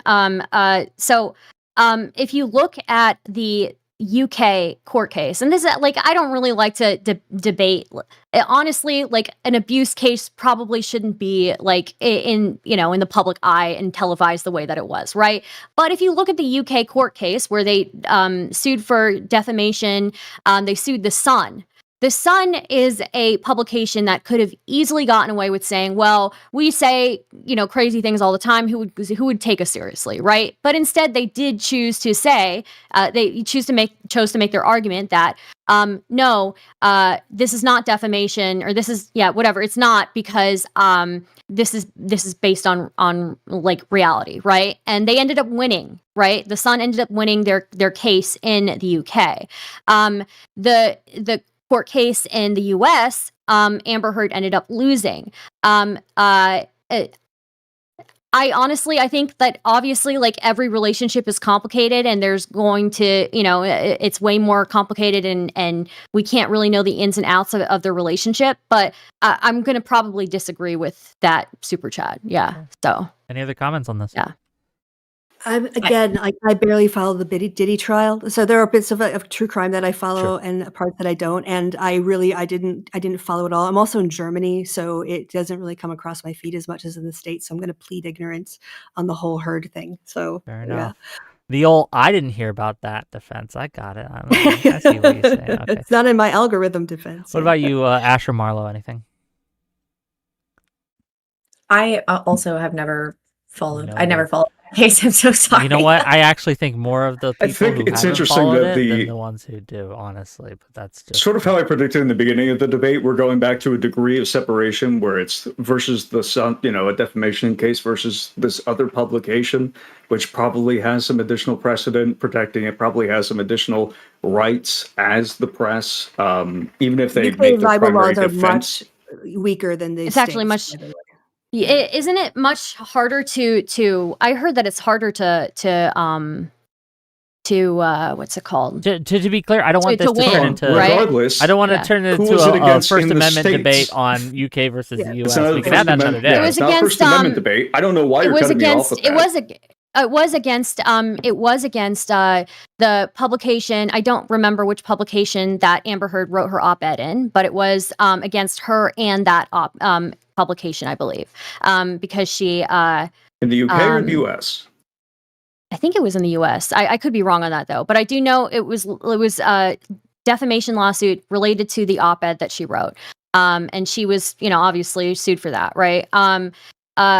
So I mean, I would say that obviously, again, relationships are way more complicated, but there were things that pieces of evidence that were admitted into the UK court that were not admitted into the US court. So, like therapist notes documenting her abuse, etc. Right? So, Okay. yeah. $20 from Audacity. Thank you for the $20, sir. Should men be educated on the societal skew of accountability, men versus women, and elect to be more defensive regarding their experience with women? See volcels or voluntary celibates, while maintaining their social and emotional development.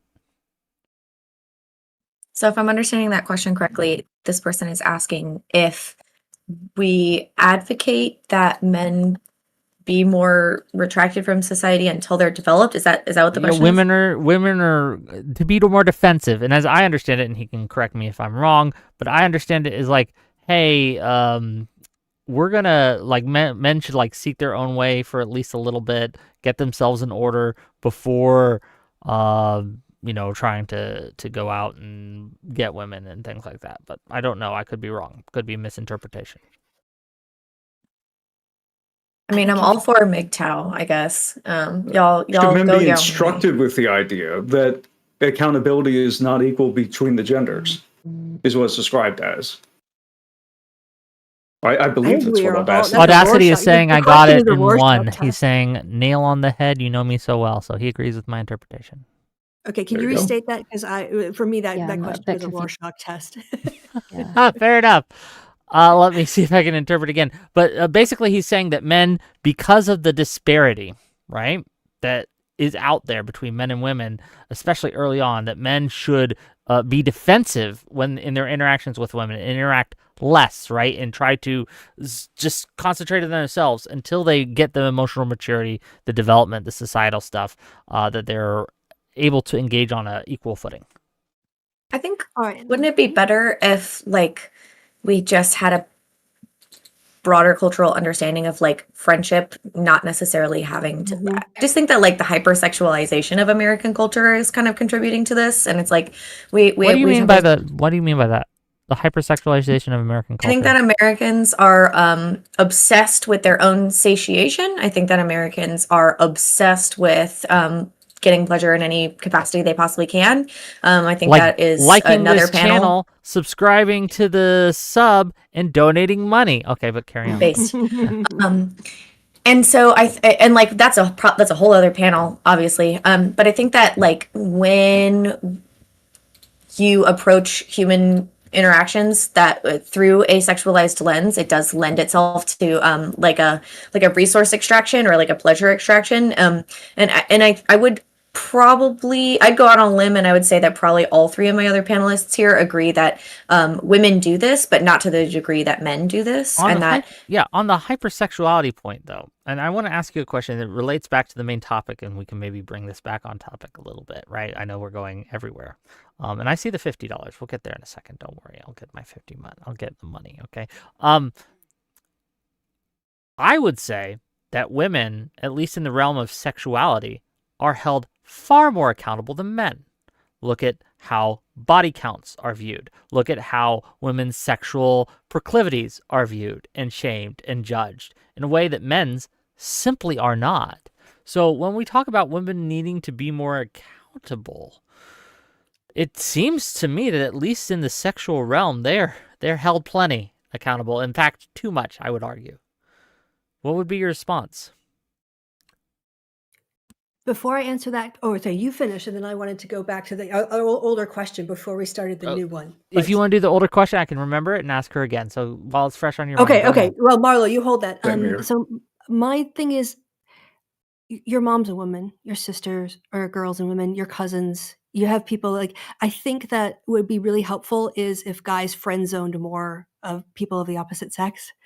Because I think there's a bit of a women are alien kind of, I think it's also in the MGTOW kind of world that women are these alien creatures we can't understand. And just like, we just just listen. The other thing is just like listen and try to understand and have empathy. Like I talked about conflict resolution, try to do some perspective taking. I know a whole bunch of guys during the Me Too thing, when women started coming out and talking about, yeah, I've been groped. I've had kisses forced on me all the way up to SA, were shocked because they didn't know. So many of their female friends or coworker or family members had that happen to them because they don't talk about that kind of stuff. So I think that rather than restraining and restricting, like just friend zone a bunch of girls and like learn about how they exist as people and that they're different and everyone is unique. So now we can get on to I'm going to jump in here because I've been waiting for like ages on this, and I think that this ties back in probably the three previous questions that we had. I hate to do it. Who set that system up? Why aren't men rushing who have been raised by women for something like 2 to 3 generations now? The vast majority of elementary teachers, vast majority of teachers in general that they encounter, the rates of single motherhood are primarily men are raised in female-dominated environments. Why aren't they rushing to go interact with women? I personally do. I've had plenty of female friends. I run games online, for instance. Most of my players for D&D and Pathfinder, most of them are women. I interact with a lot of women online. They're generally pleasant. However, I'm not sure that the alien to friendliness distinction, and maybe this is where some of the topic comes from, I'm not sure that closes once you encounter them and you make friends with them. There's a lot of behavior that I kind of look at and really just cringe at. Like, why? First of all, why are you telling me this? You couldn't waterboard this out of me. And why do you think this is acceptable to begin with? I think it is a pretty natural, even somebody who goes that extra step and says, okay, I'm not going to take the behavior of my mother, my sisters, my female teachers, principals, whatever have you, as indicative of the wider population. I'm not going to judge or be that judgmental. Go in with an open mind. Why is it that they don't necessarily change their opinions writ large? And I'm going to add a second point here. Can you give us an example on that, just so I understand what you mean? Yeah, I'm a bit confused. Like, give us a concrete example, just so we can bite into it. I went through like 3 different points. Which one? The last one you did about not taking the actions of your sisters, female teachers, right, writ large, and yeah, give us an example. The actions of, like the negative social actions of parents or whatever? Sure, give us an example for each one. Oh, here's a great personal example. I had a fairly abusive household that I moved across to Texas to escape from. My mother frequently would accuse me of 1, physical violence, 2, threats, screaming and stuff like that. And sometimes you would be in an argument and I would be yelling, but she would begin recording the argument at the moment at which I was yelling. And I stopped this after I found her and my sister listening. Like, she was a bit snippy that particular morning. This is like a core memory for me. Bit snippy that particular morning. I'm like, what the hell is going on? I'm just trying to make some breakfast. Why is she doing this? I walk up the stairs and I see the 2 of them down the other side of the stairs in the foyer. It's like a split thing. It doesn't matter. Talking and saying, okay, I'm going to go back in there. I want you to have the phone ready on this other side over here. And it was like a core memory for me. I'm like, wait, what the fuck? They're literally planning an argument for me. And I recorded it. And I began recording and sending things to my male friends and to the churches in the personal example I gave earlier, where deacons had come to my house and said, look, the way that you're treating your family is unacceptable. I'm like, what the fuck is going on? Like, what do you mean? What are you talking about? Just to get some sanity checks, I addressed it with personal friends of mine who agreed with my perspective and said it was insane and offered to help get me out of the home. When I brought it to the church, it was not accepted because I did have a more feminine bias. The focus was on, look, even if you're correct, we're not accepting any risk of physical violence or any risk of aggression towards your family, which frankly, I still agree with, right? Like, I understand their perspective and agree with it writ large. I just think it sucks that it affected me personally. I wouldn't even argue against that standard because I hold the principle of accountability that high. Don't see anything comparable on the other side. I have a second point, but I want to give people an opportunity to respond. Yeah, respond to that before we get there. And I do have a couple more super chats, but go ahead. Any response to this? I guess I would say that, that sucks. I'm sorry that happened to you. I guess my question would be is you're asking, so this was them, I guess this was like with your church, right? Or the deacon, I think you said, intervening and trying to intervene and say that, or I guess trying to hold you accountable for what kind of behavior? Like accusations of physical violence and of aggression. There was no physical violence. So as I understand your story, they were trying to set you up, basically. Yep. I guess what I'm getting from this is, okay, so the deacon was trying to was trying to hold you accountable for physical violence that wasn't occurring, right? And I guess my question would be, what is it that you're saying isn't being held accountable on the opposite side, like what your mom and sister were doing? I guess, like making things up, I guess is what you're saying, that people should hold them accountable. Sure, like in general. But I'm appealing to like a general social structure of like, okay, when you're misbehaving, if you're being physically or financially or emotionally abusive, right? Every time somebody has a conversation about your behavior, you start crying, or you're spending too much money, or you are literally physically hitting your partner. Yeah. I don't have that same kind of structure set up, for instance, within the church. If I could, please. I am so sorry because just going off of what you said, and it's only one anecdote, but it sounds like you had a very abusive childhood. And this kind of gets to my point about how we can't rely on innate biological that, women are going to have X, Y, and Z, because I've seen enough stories of bad mothers and abusive mothers and women who honestly, like, they should have had their kids taken away from them. And it sounds like, I mean, I don't want to say destroy your family, but you would have been better out of that house. And I don't know if she was diagnosed with narcissistic personality disorder or antisocial behavior, but that was so wrong. And I'm so, so sorry that that happened to you. And, the church should have come in to protect the vulnerable, not to uphold the 10 commandments in that situation. And this is why victims need to be believed, because of, we always have to believe. You start with belief and then you go from that point. And if they're lying, it'll come out, right? But you always start from, and so, that would. Regretfully, that was their perspective. It was just, I guess first anchor bias, you could say. Yeah. So as I understand it, hold on. As I understand it, just to kind of interject here, they were taking that concept of believe the accuser, and believe the victim, and they were believing the women who were saying that Ash was victimizing them. I mean, I don't know what was in their minds. I also know honor thy mother and father has covered up a lot of abusive behavior, and spare the rod and spoil the child and all that kind of stuff. I just want to say that's that fair.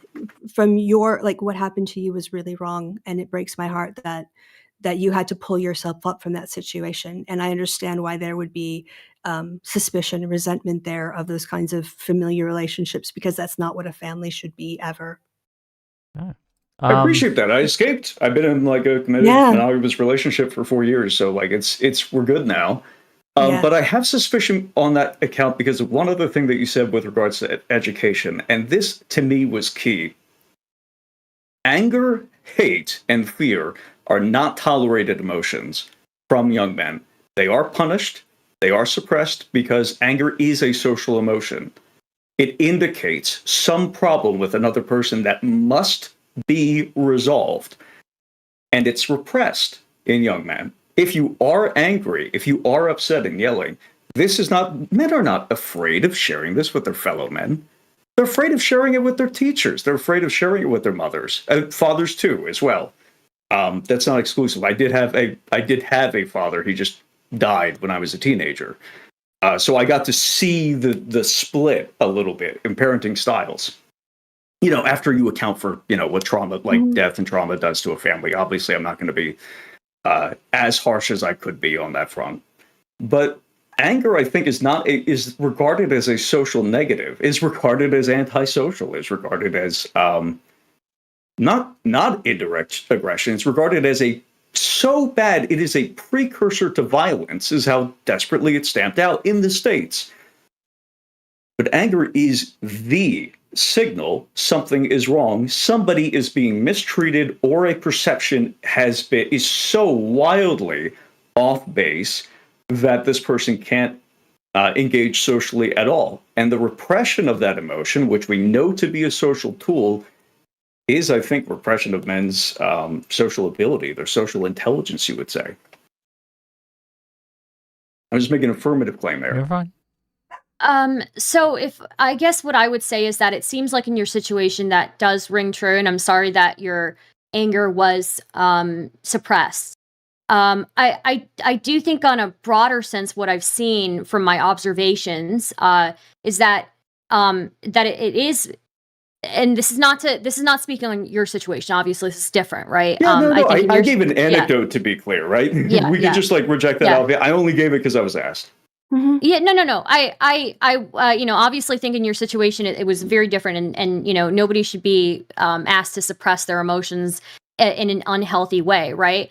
I do think on a broader scale we find that it's an acceptable emotion from men to be angry, but it's what they do with that anger that it determines whether you see it as a precursor to violence, right? And so I think also you'll see whereas like anger is not really seen as a acceptable emotion from women.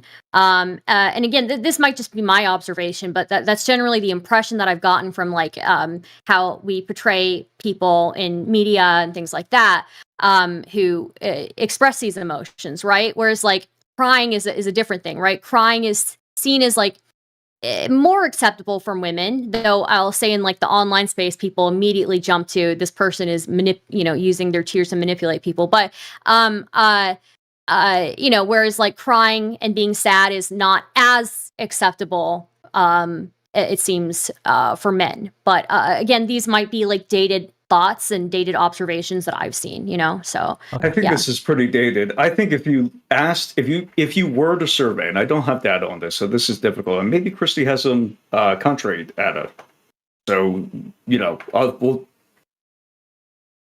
finish your thought. Waiting with bated breath.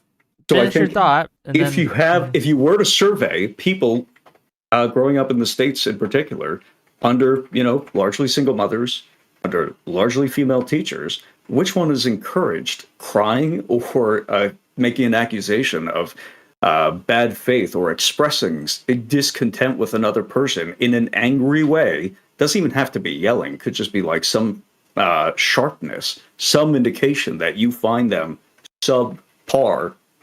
Which would be encouraged? I really highly doubt, and I'm loading heavily on personal experience here and intuition pumping it, but I don't know how else to approach this.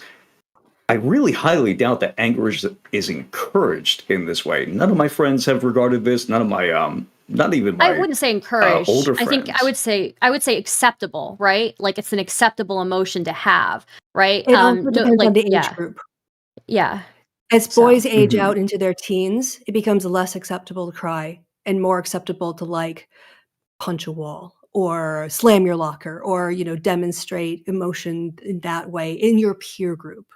Right. So there's like what society, because I think because also, this is like, it's very different from grown up men. I think grown up men have, an opportunity to live life and get more experience. So it's difficult here when we're kind of like talking about kids who, and then kids as adolescents, and then adults, because the teen years we know is when people start breaking away from their families, establishing their own independence, their social group status becomes much more important. Those relationships are, get away from me, mom, don't hug me. I'm going to go hang with my friends. I don't, that kind of stuff. And eventually we age out of that as well. So I think it depends on the cohort. Younger is probably more on the other side, but you don't see a lot of like I think we all, when we see like a men's college basketball game, and like if you see the players who lose at the end, your heart just really, really breaks. If you see them so trying to control their emotions and not cry on the court if they've lost or whatever. But anyway, I'm just rambling now. You're fine. I do have a. Well, no, Marlo, please, if you have something to say. Otherwise, I have another super chat. Hit that super chat, Wick. Okay. I love it. So $5 from, give me a second. Cowmath 77 to say, y'all should spend a little time on the physical expectations of men in broader society, considering how important that is to every man's psyche. We'll get to that. Then $50 from Adam Refriended to say this. Returning to the main topic, does any panel member believe that classical liberalism might have been more effective in holding women accountable? It seems that feminism, viewed as a form of gender Marxism, has not adequately addressed this issue. Go ahead. You had opinions, Kristi? Like you were laughing, so give it a go. I think that this is Kristi's domain, so I'll cede my time to her. So, yeah, I mean, don't even. Well, first, like the idea that feminism is somehow an outgrowth of the taking the ownership of the means of production. I guess it's the means of reproduction and getting some respect on its name. But I don't even know what is meant by the way that classical liberalism controlled or held women to account. I mean, I think I don't know a time period we're talking about. All I know is that before women got the vote, there were 0 cities destroyed by nuclear fire, and after they got the vote, there was at least 2. Okay, that's all I know. But go ahead, please. Is Marlo got her hand up or their hand? I do.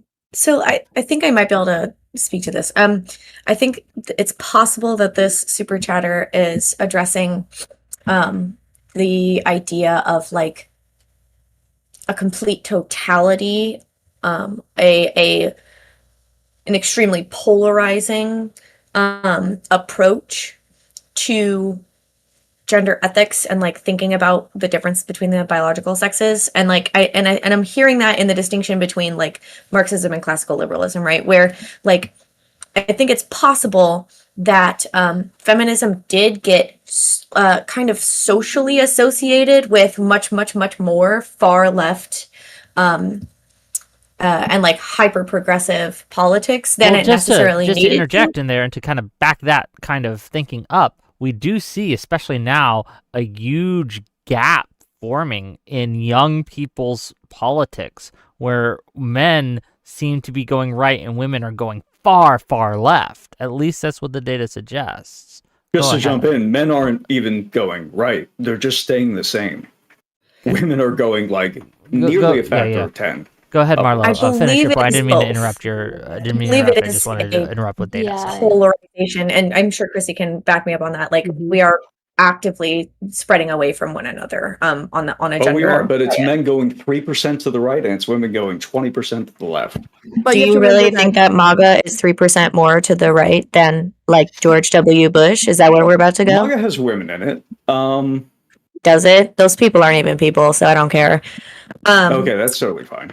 That's that there's nobody that votes for MAGA, because if you vote for MAGA, you're not people. That's my stance on that. But I do agree with the $50 super chatter that it would be better for like quote classical liberalism to be like those principles of like constantly reevaluating your stance, of like making sure that you're readopting new stances as things progress and change, right? I can imagine a world in which like third wave feminism is actually standing here talking about, hey, like women are more socially emotionally advantaged. Maybe they should have a social cultural movement to hold each other more accountable. I think I would consider myself a classical liberal, but the idea that there is some form of oppression that needs to be removed in every single aspect of society, I would call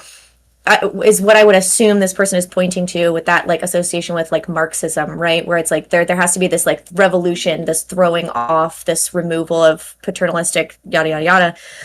But I think this person, like, do you think that's what they're talking about, Wick? Perhaps. I think that they're speaking more in the kind of like right wing language here, and that feminism is cultural Marxism, it's communal, and it's like suicidal empathy type deal, right? And so am I missing that? I'm going to jump in. I think they're making an economic argument. I really do think, I think it's a reference to Marxism in this regard, is that modern feminism is redistributive. It's about taking wealth and opportunities from, or has the coincidental effect of taking wealth and opportunities now from younger men.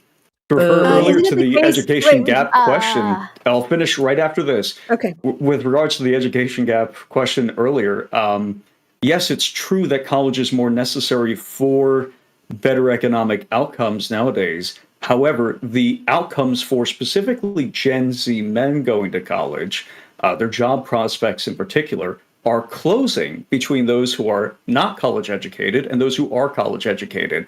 And it's not because the uneducated men are going up, because the college educated men are going down in terms of their prospects.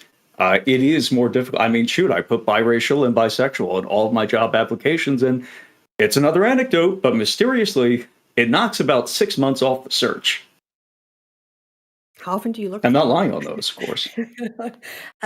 So I think that what feminism has done is it's kind of held up the American claims about all people being, well, it says all men being created equal, but we've kind of changed that to all people, and asked us to be more of that meritocracy that we keep saying we are, and that means competition. But also, I think importantly, it's forced societies to recognize the economic value of women's unpaid labor, predominantly women's unpaid labor, whether that's through caring or child rearing. And now with all these crises about the population falling, population rates falling, there's a big question about like, why aren't women having more babies? Well, the question is, why aren't men being more, fathers? But also, like, because of the economic cost, if you come down to it, it's because it's very, very expensive to have children, and women are like, really deciding if they want to make it. And there's a lot of reasons that go into it.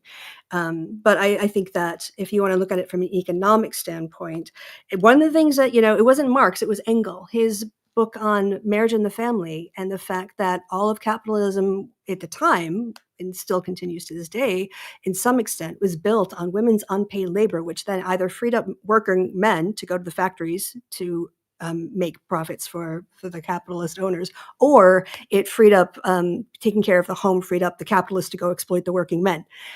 So just as a point of when we're talking about economics, it's not just paid labor we need to be talking about in that calculation. It's also the unpaid labor that we do. Speaking of labor and unpaid labor and all that, right? You did mention that you have an out soon, and I don't want to 2 a.m. hold Yeah, your I get a hostage. whole 5.5 hours of sleep now. Yes. What was your $5 super chat though? Oh, They asked a question that I yes. wanted to respond Well, they to. made a request actually. They requested that we should spend a little time on the physical expectations of men in broader society, considering how important that is to every man's psyche. Yes.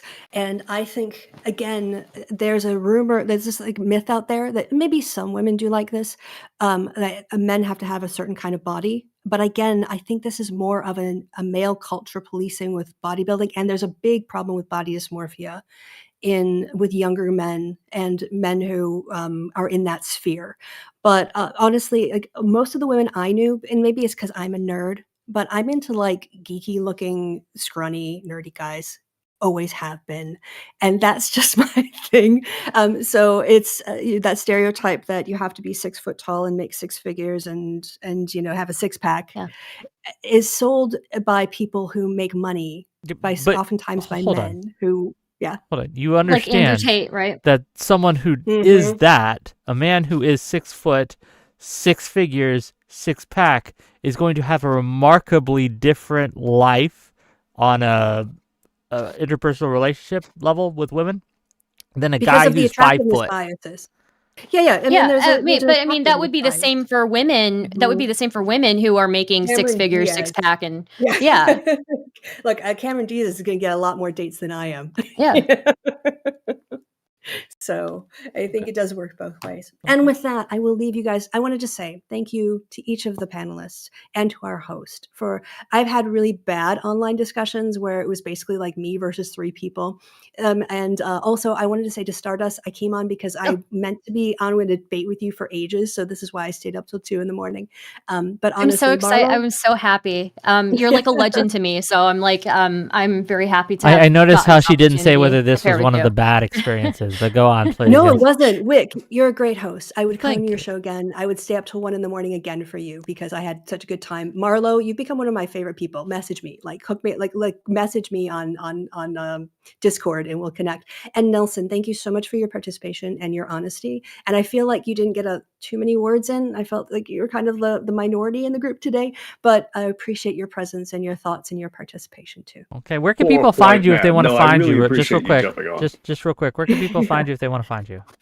I'm on Blue Sky because I got booted off of Twitter when I wrote Elon Musk is an ass, not parody, and he booted me for impersonation.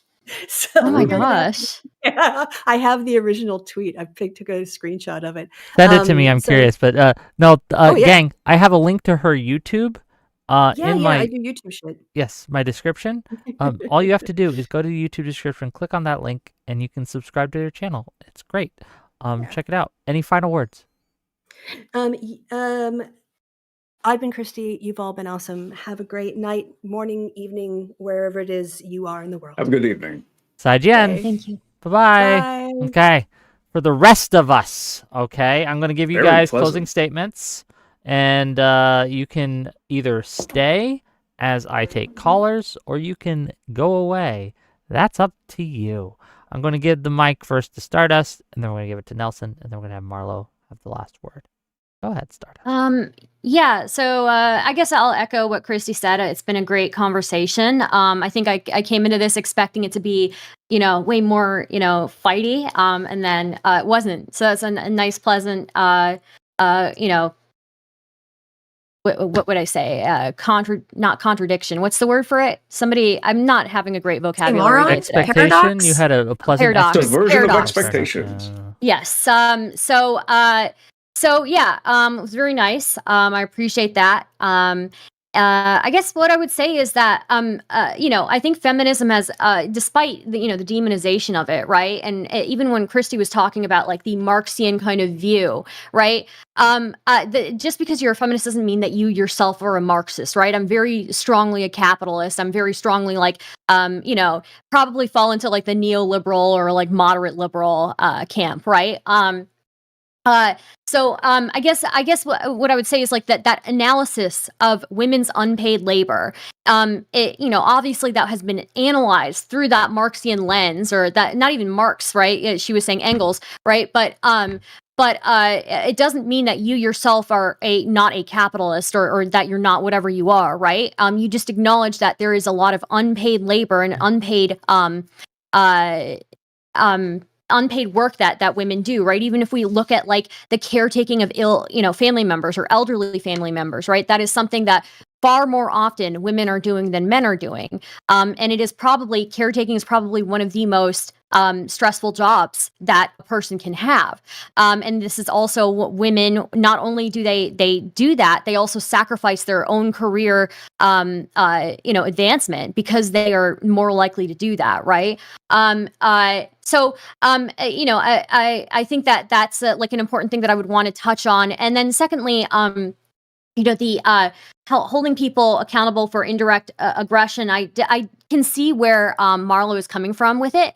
I guess my only problem with that is that I do see women held accountable for indirect aggression in ways that we don't really expect, right? Nobody is looking at like incarcerated women and the rates that they are being punished for indirect aggression, you know, disobedience, disrespect, in comparison to incarcerated men, right? Incarcerated men aren't being held accountable in nearly the same amount, right? So yes, if we're just looking internally, women holding women accountable, sure, I can always agree with you that women should always strive for more and hold more women accountable. But I also don't want to give a pass to men just because they haven't achieved the same amount of emotional intelligence as us. I think that they are equally as capable. I think they're not like developmentally disabled children. They are just like uneducated, I guess, but they have the full capability as much as women are to achieve that. And they should hold themselves accountable and hold each other accountable. And just like with locker room talk, right? I mean, that I would say is pretty crazy indirect aggression, right? But we don't see it. So anyways, that's my summary. So sorry, I didn't mean to go on for too long. Where can people find you? I'm Stardust. So youtube.com/Stardust IRL for my live streams, youtube.com/Stardust officially for my video essays. And you can find me making people very angry and getting brigaded by neo-Nazis like at least once a week on Twitter. Tweets from Star. So yeah, those are the places I am. So thank you. Right, thank you for being here. Really appreciate you. Check her out, gang. Yeah. Give her a follow on her subscribers and or subscribe on her YouTube channels. I've linked them both in my YouTube description. Please do that. Nelson/Ash/James/Gelatinous Rube. Go ahead. Yeah, it was a delightful discussion. I really appreciated Kristi coming on. I put away my Dick Masterson copy persona for this particular panel because I knew that we had a PhD coming on, so I hope that didn't ruin anybody's time. I'm bringing it back for the call-in show. I'm sure there's been a lot of talking shit in chat. You know where to go backstage, and then we're going to feed Wick more super chats. I found out I don't have work tonight because of the freeze, so this is my job. I'm going to be getting Wick more money. So jump in. If I had control of education, control of child rearing, and control of most social influence and most social policy, I would not retreat to the idea that other people are doing worse. I would simply say, I can always do better. And that might go into unattainables, it might go into policing, but policing itself, of course, is an outgrowth of accountability. It's holding yourself to too high of a standard because you are striving to get better. This can turn antisocial at the extreme ends, but my God, it really seems to make up the majority of our social institutions that we do appreciate. So I'm just going to encourage people to say, what can I do better without necessarily jumping to who can I compare myself to for an excuse? Okay, and where can people find you? You can find me at Gelatinous Rube on YouTube, and you can find me on Twitter as well. There's nothing of value there. I am on Blue Sky now. Maybe we'll see if anything comes out there. I'm going to return to video essays in February. Okay, looking forward to it. I've seen a couple. His RPG ones are pretty stellar. You should check him out. Go give him a follow. Go give him a subscribe. All that good stuff. Again, once again, if you were looking for any of these people, their YouTube descriptions or whatever they sent me to link has been linked. Okay, and you can find them there. Last but certainly not least, Miss MAGA Aren't People herself, Marlo, give us your closing thoughts. This was super fun. I guess my closing thoughts are mostly centered around the way that that the comparisons did come in. And I guess I invited those comparisons because there's only two sexes. Well, that's also contentious. But when we talk about accountability, I think that accountability is a net good thing, right? It is difficult to have things like accountability in excess. When people are being held accountable, that is something that makes our world safer, our society more social, people happier, more free, all that stuff. And I think that it would be a mistake for anyone to say, well, I don't think I should be held accountable, or more accountability wouldn't be helpful, because once it gets to that maximal degree where it isn't helpful, right, then it's something else almost always. And I think that what I'd love to see is women fix this fucking country. I'm begging you bitches, call me, follow me on Twitter. We could fix this shit. I'm so serious, okay? We have the tools. We have the understanding of that communal aspect of femininity. We have the social and emotional intelligence to talk these fools down out of their foolish opinions. And I think that we will be better at that if we are better ourselves. I'll stay and take calls with you, Wick, but you have to let me go take a pee break. No, you can't. Of course, you go pee. Fine, if you need quit. to pee. Where can people find you? I made a Twitter account yesterday. I'm working on a couple of video essays right now, but I work slowly on things because I get distracted by being on panels and stuff. So being on panels. Hold on, you've been on one panel. How are you being distracted for being on panels and stuff? I am also on routinely. I'm the backup guy on some of my friends' podcasts. Check them out at the Gotham and Gilmore Show. I'm basically their third host. That's the Discord link where you can come and find me to come and argue with me if that's what you want to do. And I am also recently getting into some of the MAGA influencer YouTube channels in my community, so I will not be linking any of those because that would dox my ass. So okay. I have plenty of appearances lined up. I just haven't been on a panel, brother. Okay. Well, thank you for being here. I do agree with you, by the way, on women can fix shit, so we should fix shit. Okay, before the next, the nuclear war that destroys us all when women get in charge. But okay, if you want to call in, you guys can all welcome to stay for this, right? I have thoughts, and we're going to get to them. But before I do, I pinned it in the YouTube chat, and you can play ! Discord in the Twitch chat. But you click on the link I've given you. Okay, you accept the rules by going to the rules page and finding my little face emoji. Okay, and then you click on that, and that'll accept the rules. And then what happens is you jump backstage, which is at the very top of the YouTube, and then we bring you on, and then you can ask your questions, and you can hold these panelists accountable, or perhaps me accountable, if you'd like. And so by all means, I guess before we get our first caller in here, did you guys like it? Did you have fun? Was it what you expected? I had fun. It was definitely not what I expected. I was expecting way more heat. Usually I'm ready to bring the heat too, you know? But yeah, so I'll say this. I was pleasantly surprised because I was like, oh, okay, this is going to be a... Well, I have mixed feelings. I'll be honest. I have mixed feelings on this, okay? So part of me... Here, we'll get... This is full for now, okay? Part of me is like, wow, that was a really interesting discussion. We got into some depth. We got into some real issues and things like that. So part of me was very pleasantly surprised with that. Very good, A+. The other part of me is like, yo, where's the rage? Where is the content? Where is making my audience angry enough to give me money?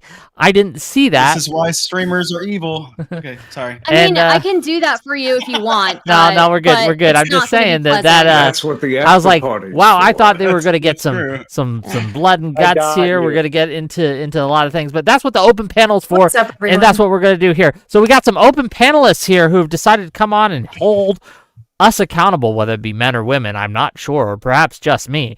I want to say hi. If you have cameras, turn them on. I understand you don't have to, but it really does help the algorithm and helps all that. Kung Fu Joe, you were first, so what are your thoughts here? Go ahead, sir.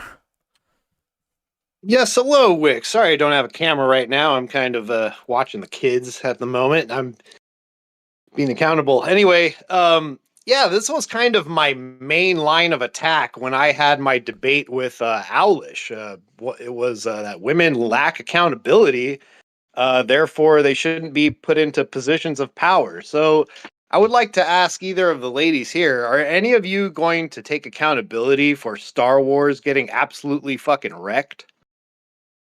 Oh, wow. Did women do that? Oh, fuck yeah, they did. Which women? I don't know anything about that. So because I agree that it's dog shit now.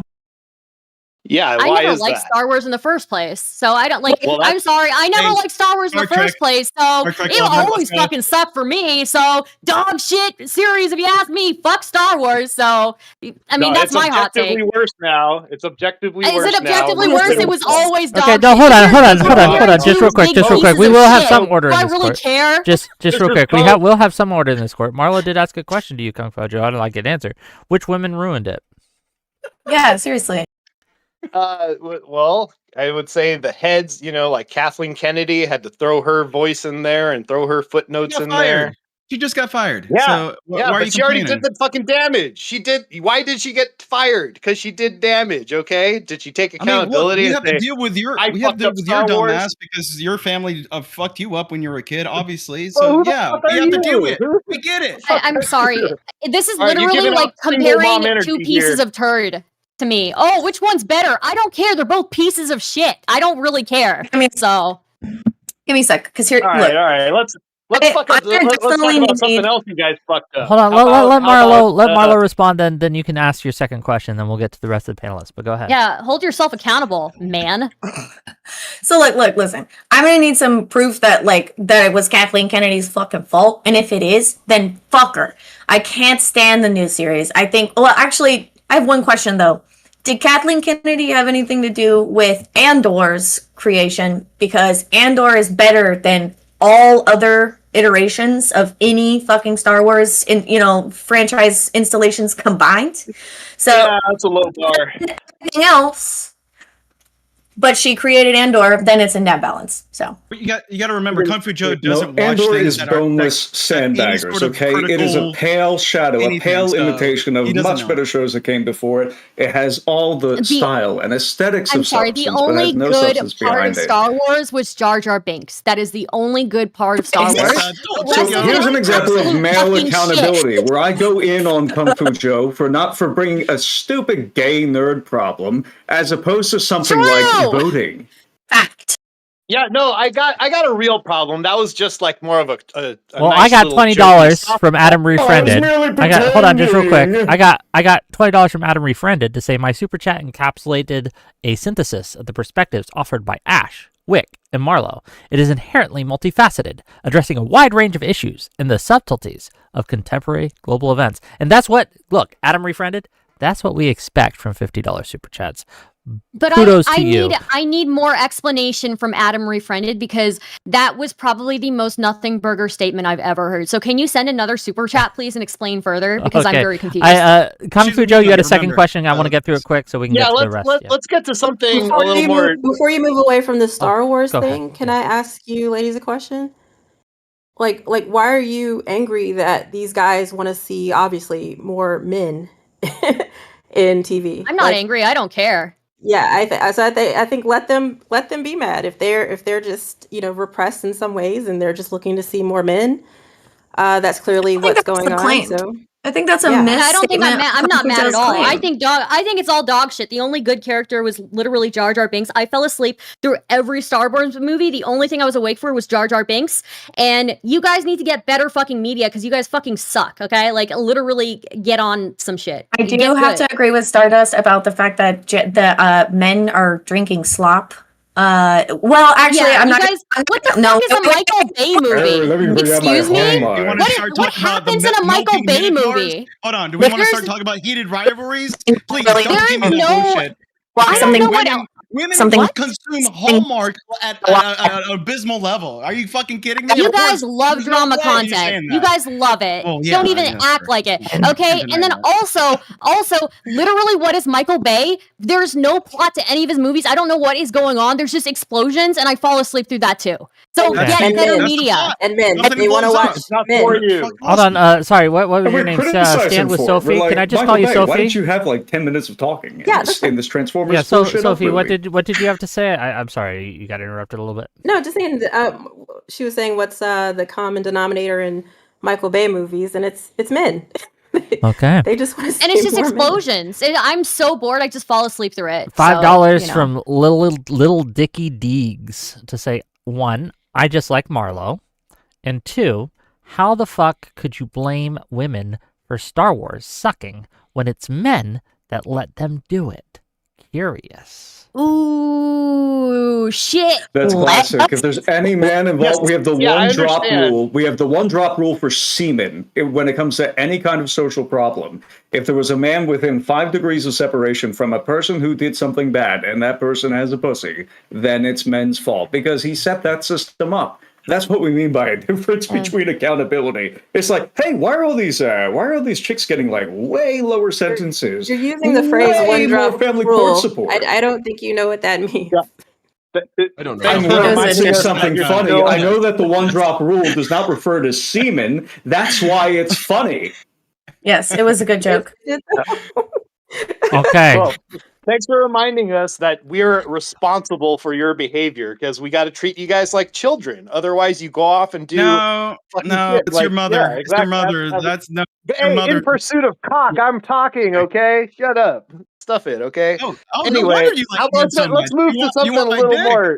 Okay, I wanna hold on just real quick. Real quick. Kung Fu Joe, are you done?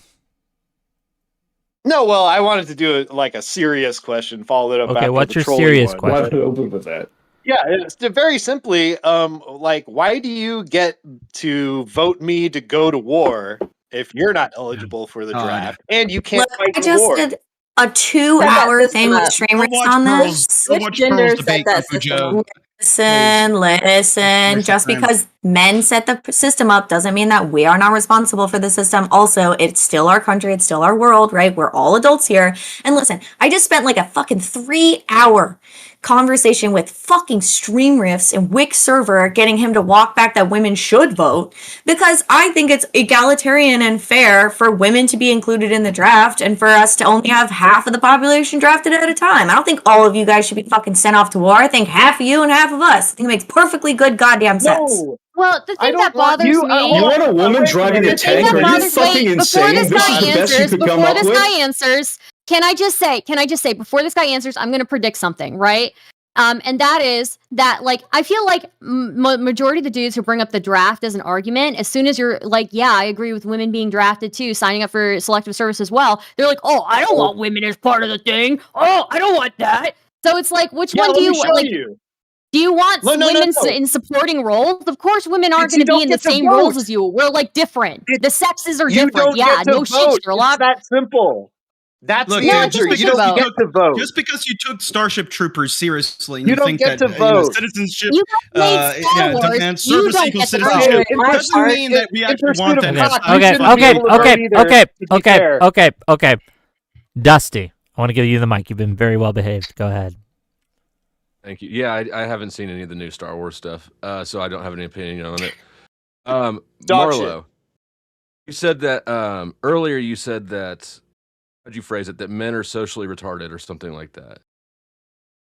I kind of agree with that. Don't you think that was kind of a socially retarded thing to say, though? Saying true facts. How would you hold her accountable? Dusty, let me ask you, Dusty. How did you measure how would that? you hold her accountable for that? Well, I wouldn't. It's not my responsibility to hold her accountable, but I would challenge it like I'm doing now. Go ahead. See, I would challenge you there on that. I think that a society is a collection of adult individuals, right, who all agree that their behavior matters. And I think that in order for me to say that my behavior matters, I think it's also the case that I should be able to say that your behavior matters and vice versa, right? My claim is that, like, I'm so sorry. You have no recourse, so you can't actually hold anybody else accountable. You can complain about it, about their behavior. Well, sure. But, and like, obviously there are like some channels through which like a recourse can be achieved, right? Like you could dox my ass and call my boss and tell him I'm a fucking fag or something. Like it doesn't matter. Hold on. Whoa. None of that. No F slur. Sorry. Oh my God, women be held accountable. Don't do that. I'm so proud of you, Wick. Yes, Testing you. Fundamentally, it is shown in quite a lot of, especially of what Stardust brought to our panel as well, that like men's verbal reasoning ability develops slower, right? Men's internalization mechanisms and their psychostructure are less developed even into adulthood. Your frontal cortex develops more slowly, right? And like these are things that tend to offer themselves toward being emotionally regressed, right? In comparison with women. This presents challenges to you. This is a disadvantage that men face. Say what? You're talking about speed. Slower. Women develop faster. That is true. Yeah. And like basically until we're all 30 years old, you guys are a little bit socially retarded. Like you don't agree with that? I don't agree with that. No. I mean, I see what you're saying about the speed of development. What does retardation mean though? Doesn't that mean like slower? It as a pejorative, and it's not. It's just a definition. But the definition is slower. Yeah. Yeah. Retardation means slower. Say what?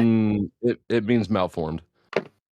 A retarded is. What does it mean to when retarded retard literally in retard Latin for literally slow means delay or hold back. When you retard, it says verb delay or hold back in terms of progress, development, or accomplishment. So delay, yeah. Stardust, you're reading a definition right now, right?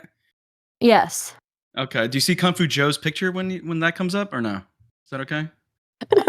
Actually, I didn't see it before, but when I click show more, it does come up. So that was actually excellent. Yeah. Retarding agent is it. Bro, anytime you want a one-on-one debate, dude, anytime. Why don't we just do this? Let's see who can get into the draft. How about that? You seem to care about the draft so much. Yeah, let's see. Speaking of the draft, I had to go back to that point. Okay, yeah, I knew you wanted to go back to that point earlier.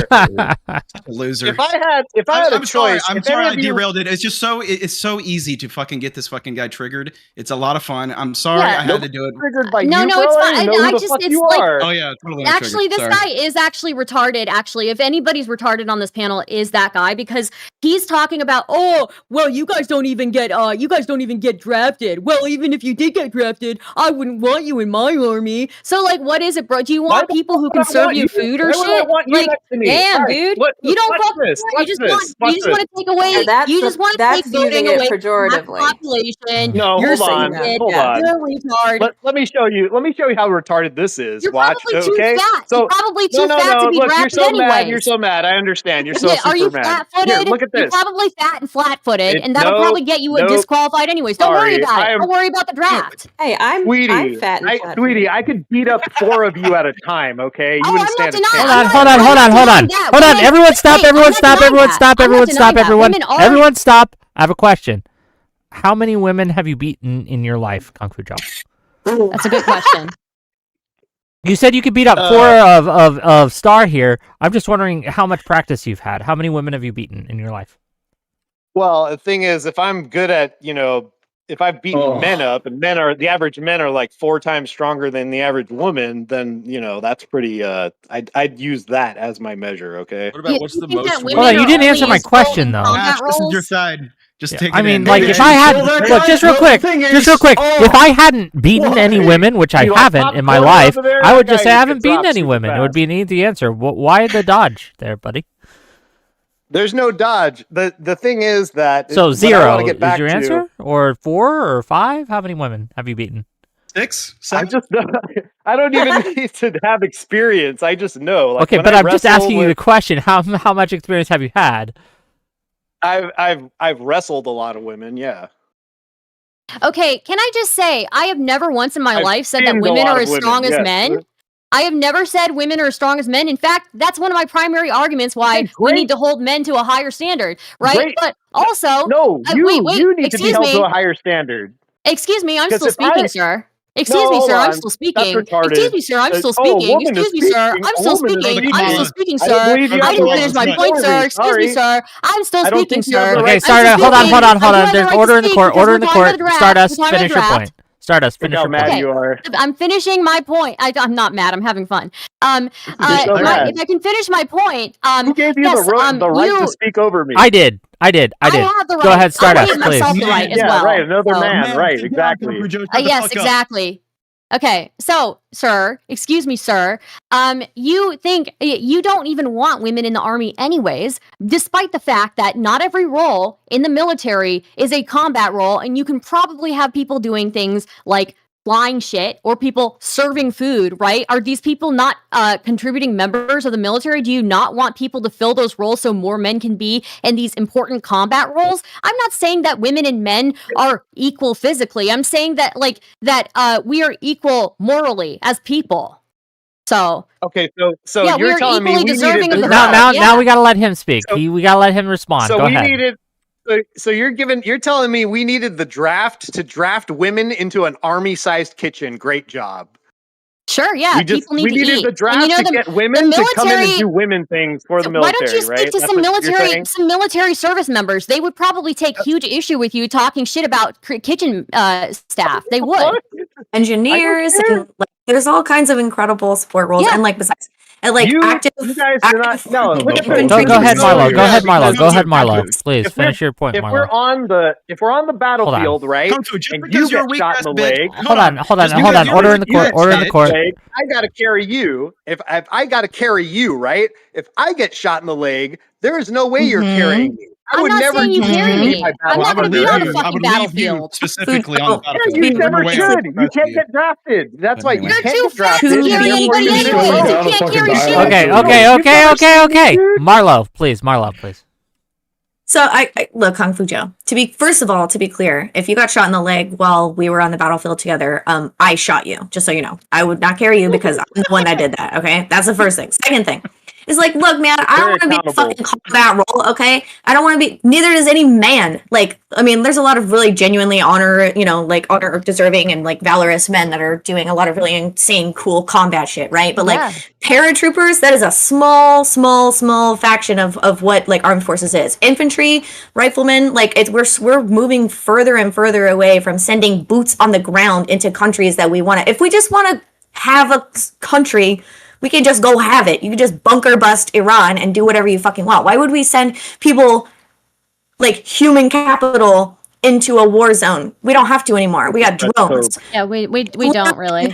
We're quite literally moving. Just to clarify, to differentiate myself from Joe, who's making men look bad here, my primary issue with women in the military is the mental aspect. It's not the physical aspect, right? Running isn't, there's not much difference between men and women in terms of leg strength. It's mostly in terms of upper body strength. But the mental aspect of left, right. That's, for women, it's more like left. I tripped and I shot somebody. That's terrible. I don't want that I don't want that person in position of a tank. Hey, don't move. What? going straight for you, okay? I don't want to put our honorable servicemen in a self-defense situation. So Hey, women we who- built a, listen, there's a lot of terrain out there that's very difficult to cross, and we need it for, we need bridges for our vehicles. The bridge ahead has been designed by a woman. That's not good enough. True. If she has an engineering degree, yeah, it is. I strongly suggest, like, NASA using women as astronauts suggests that there's some aspect, right, of like female psyche and like psychostructural fucking like how we're built up here lends us to teamwork and a lot of like intelligence roles, engineering roles. And if I can piggyback off of her on this, no, just real quick to interject with some fun facts on astronauts and women and astronauts, especially in the early stages of the space program, because this is just fun fact. A lot of the astronauts' wives were very, very opposed to women going up with male astronauts because initially they were looking into the reason they wanted female astronauts is to have babies, right, during long space flights and long space voyages. So they were basically up there to have sex with, right? That was the initial kind of foray into what can we do with women in space, and that's what the minds of the time initially looked into. Now, obviously, that changed over time, right? But a lot of the astronaut wives, and you can read this is true, right? Were very, very upset when they learned that their husbands were going to go on space voyages with these women. Bro, because if you're not even on the planet anymore, I don't think it counts, okay? I'm just saying. Okay, if I can piggyback off of what Zip Marla was code. saying. It's not even the same planet, bro. Okay. So fine. Go If ahead. I could piggyback off of what, what what Marla was saying is, there have been studies showing that female doctors actually have better outcomes for their patients than male doctors, right? So, I mean, it's not like there are roles that aren't able to be filled by women in the military, right? And they can fill these roles meaningfully and contribute really, really like meaningfully to the military in general. But wait, let me finish. Okay. Now I forgot it. God damn it, Wick. Go ahead. No problem. Finish So just saying. as a someone who's actually served in the military, right? Not as an infantry, to be clear. I was in the Air Force.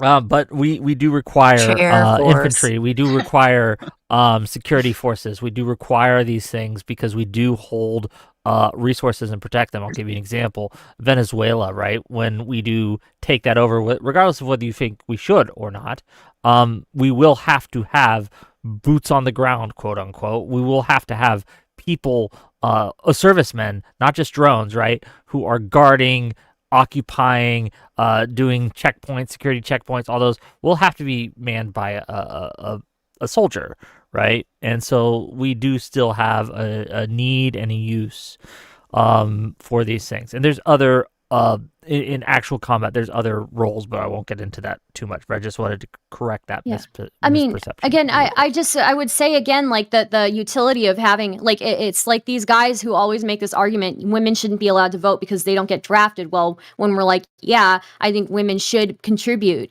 they should contribute to these things. Then it's like, well, I don't even want them as part of the draft anyways, right? And so it's just is like, there's no winning with these people. They don't want you because when the win is you don't get to vote. That's the win. Well, no, like the thing is, we're like, morally equal but we are morally equal people. Just because we're not as strong as men, just because we have been socialized to do different things, doesn't mean that we're worth less morally. And let me ask you, Stardust. I want to ask Stardust a question. No. Kung Fu Joe is worth. We're not mentally equal. Kung Fu Joe is clearly mentally retarded, number one. Number two, he's worth less to the American society for the simple fact that he is not able to have children. He cannot give birth. He went and wrestled like 6 or 7 women. I don't know if that was consensual in any way, but apparently he has some. I don't know. That's why he says that. But anyway, we won't get down there. But the fact that women contribute more to society by letting us have their children, their offspring, to continue this great American experiment. And the fact that we have fucking loser ass bitches like Kung Fu Joe who won't serve in the military. And that was something that I you're a fucking cretin. You're a fucking loser ass. Okay. You're a loser Okay. as it is. Okay. Hold on. Just.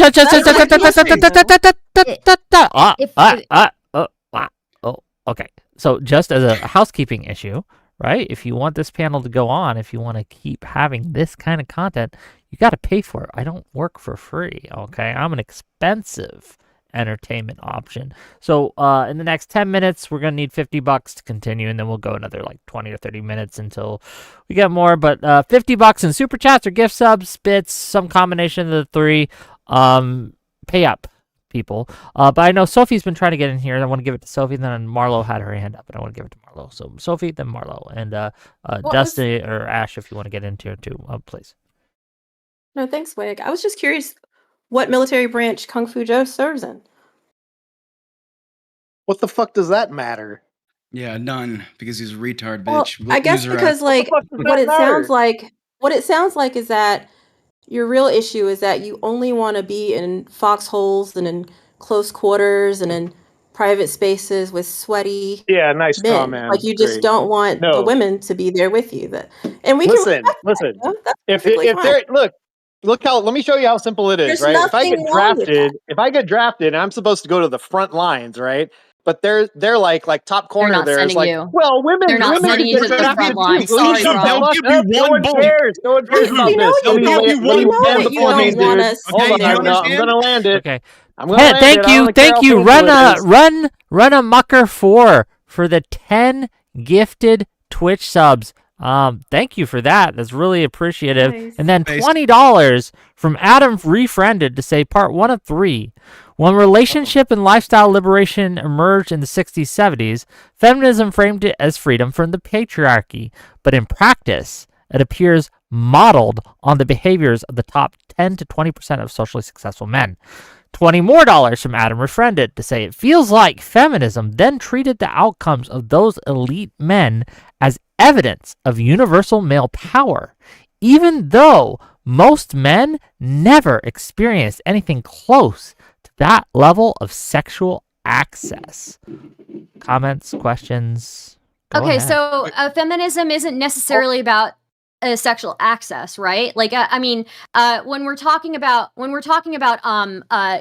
early feminism, right? We're talking about women being, again, compensated for their labor, right? Women having the agency and the ability to go out and get a job and work and support themselves and have the freedom to go and do these things, right? We're also talking about, having workplaces that are a little bit more friendly to women who eventually do want to have kids, right? So I mean, it's not necessarily about it's not about sexual access, and it's not even about the 10% of men or whatever, right? We're talking about there are boys clubs, there were boys clubs, even in relatively not very high up roles, right? And the ability to, women wanted the ability to advance even, right? So, I mean, we can guess the only type of children Kung Fu Joe wants to have. And look, and in the Return of the King portion of this super chat chain, the part 3, Adam Refriended says,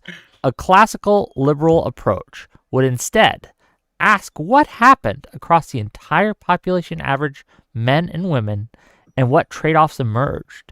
Has feminism ever seriously grappled with that distributional mismatch? Absolutely not. And you could go to Stardust analysis just a moment ago. The Stardust analysis just a moment ago is like, well, it wasn't necessarily about sexual access, even if that does produce a wildly different outcome.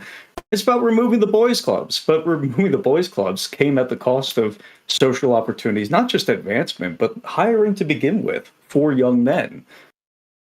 At the disadvantage of women, though, overwhelmingly, right? At the disadvantage of women. So we would leave things in place, and women would just continue to be disadvantaged. Priority hiring for women is not disadvantage. We're not talking about priority hiring, right? I'm not talking about the advent you should be if you're talking about trade-offs across society. If your only focus is what I was mentioning was early feminism, right?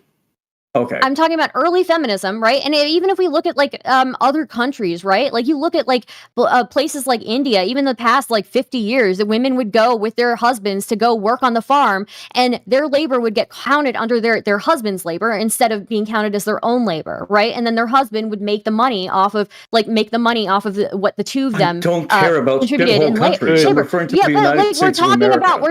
We're talking about feminism as a whole. Like I'm pretty sure No, Adam we're talking about also in the Anglosphere context. That's what this entire conversation is. Even in the Anglosphere context, that's still relevant, because we're talking about when early feminism was. We're talking about the non-compensation of women for a variety of different types of labor, right? You got taking care of children and taking care of the house. These are not things that are like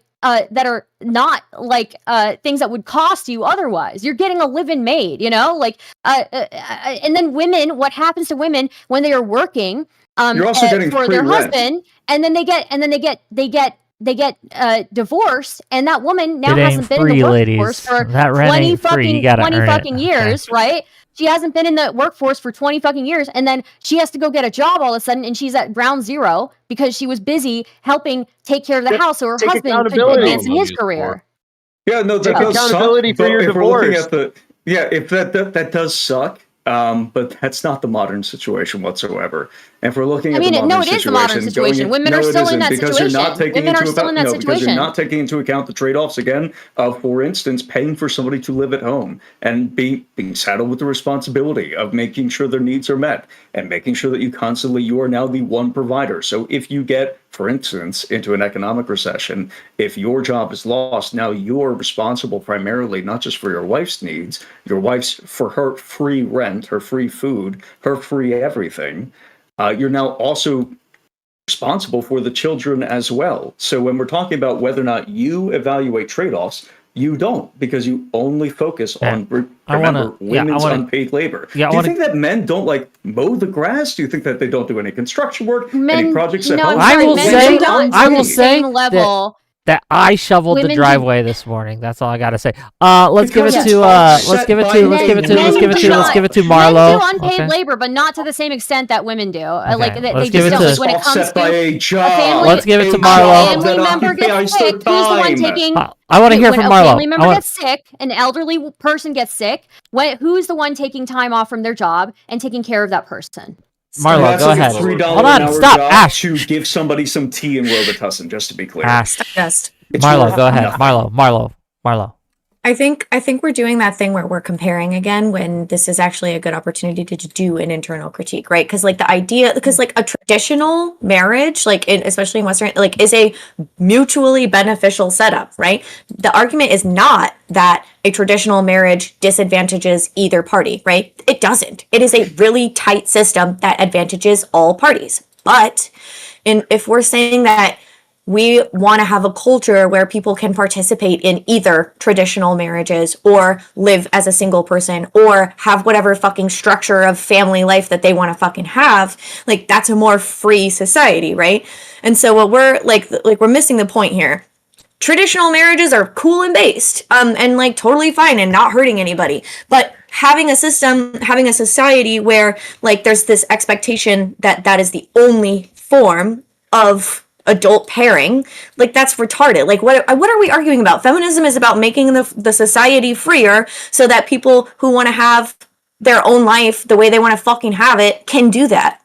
Hello? Right. Can I just add a caveat? That traditional marriages can work excellently. They can be based if they are working the right way, right? And if the people who are in them are not they're but Stardust, that's for hold on just real quick. That's for every single type of relationship you could ever have. That doesn't change if you're polyamorous, if you're in a gay relationship, if you're just sleeping around, right? All that can work. Just let me finish real quick, if I may, just real quick. All of these things can work if you do it the right way, right? All of these things can work in certain circumstances. The question I think that we should be asking when it comes to the different types of relationships there's a few questions, right?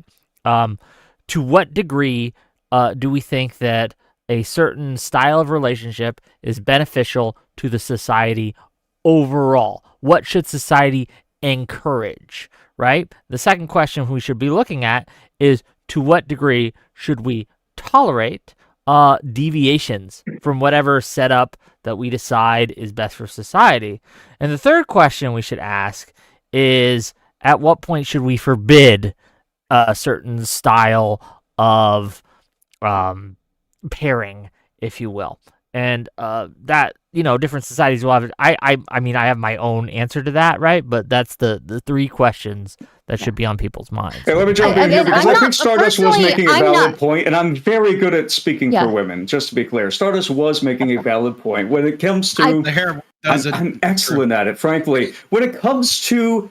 Listen, when it comes to the failure states of these relationships, yes, you could say if it works, then it's good for everybody, about every kind of relationship. But really what the thrust of Stardust criticism, it goes to, who do the failure states of these relationships, where do the consequences accrue? And they disproportionately negatively impact the woman in the case of a traditional marriage failing, to the woman in a way that's unfair and, quite frankly, disastrous, that we don't want to see, especially in a world where no-fault divorce is the norm. However, to answer your third question, I think that lying about the disadvantages of those relationships and lying about the circumstances, the idea that I'm working a full-time job, potentially more, potentially two, and I have some equal responsibility for the chores. This is like a slave relationship. This is, quite frankly, completely disgusting. I don't think that you should be in a relationship for like the next 20 years if you say that publicly. You can have some personal responsibility. Wait a minute. Can I just interject really? Can I just interject really quickly? Oh, my free labor. Wait a minute. You've activated my trap. Wait a minute. Accrues to me. Can we pause for a second here? Okay. I think we're talking about two different relationships. If we're talking about a traditional I'm not necessarily against traditional relationships, but like you said, that in a traditional relationship, generally, if you shouldn't be doing nearly as many chores as the woman in that traditional relationship, right? That generally the brunt of that falls on the woman. And as a result, because she sacrifices those years to take care of your house and make sure that you can go out and make money and take care of your kids and raise them and all of that, you're right that when these traditional marriages fail, the massive, the majority of the disadvantages do fall onto the woman, right?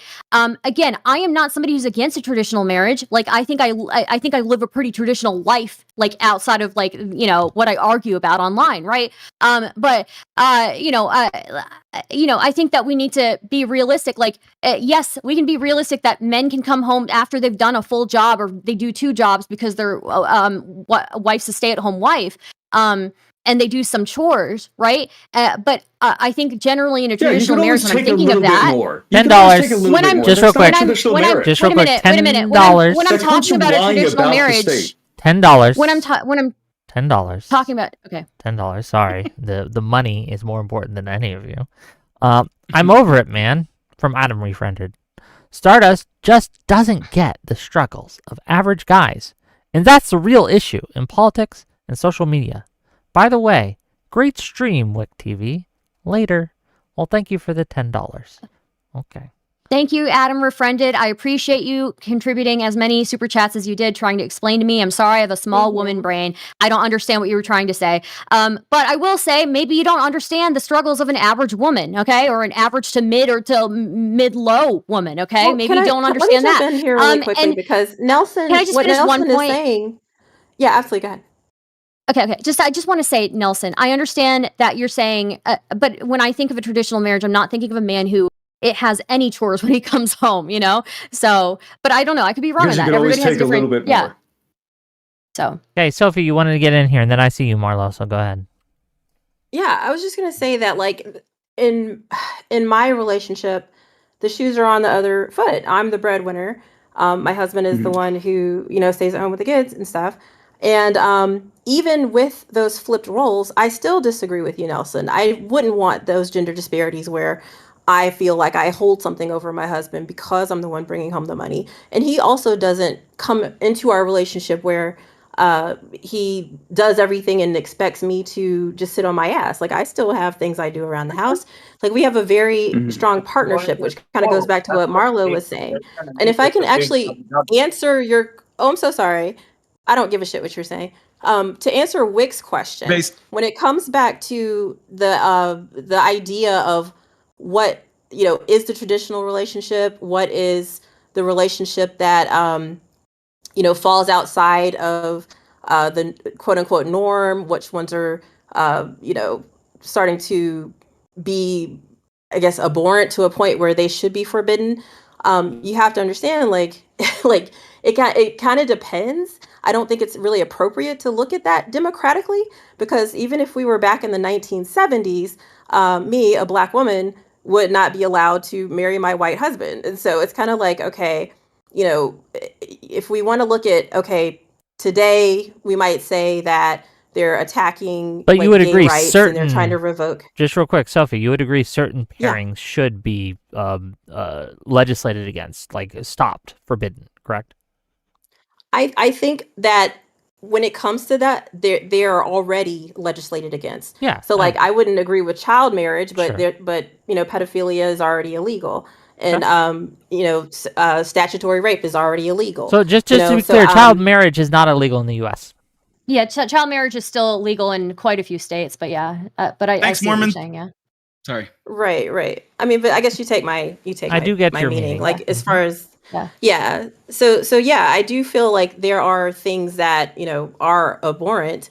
But I would say, like, that just kind of goes back to, like, what's going to harm someone else. So I think if you're in a relationship where, you know, you're in a throuple, you're polyamorous, whatever, as long as you're not harming someone else, that's, you know, that's perfectly fine. But I think then, like, say that you bring a child into that situation.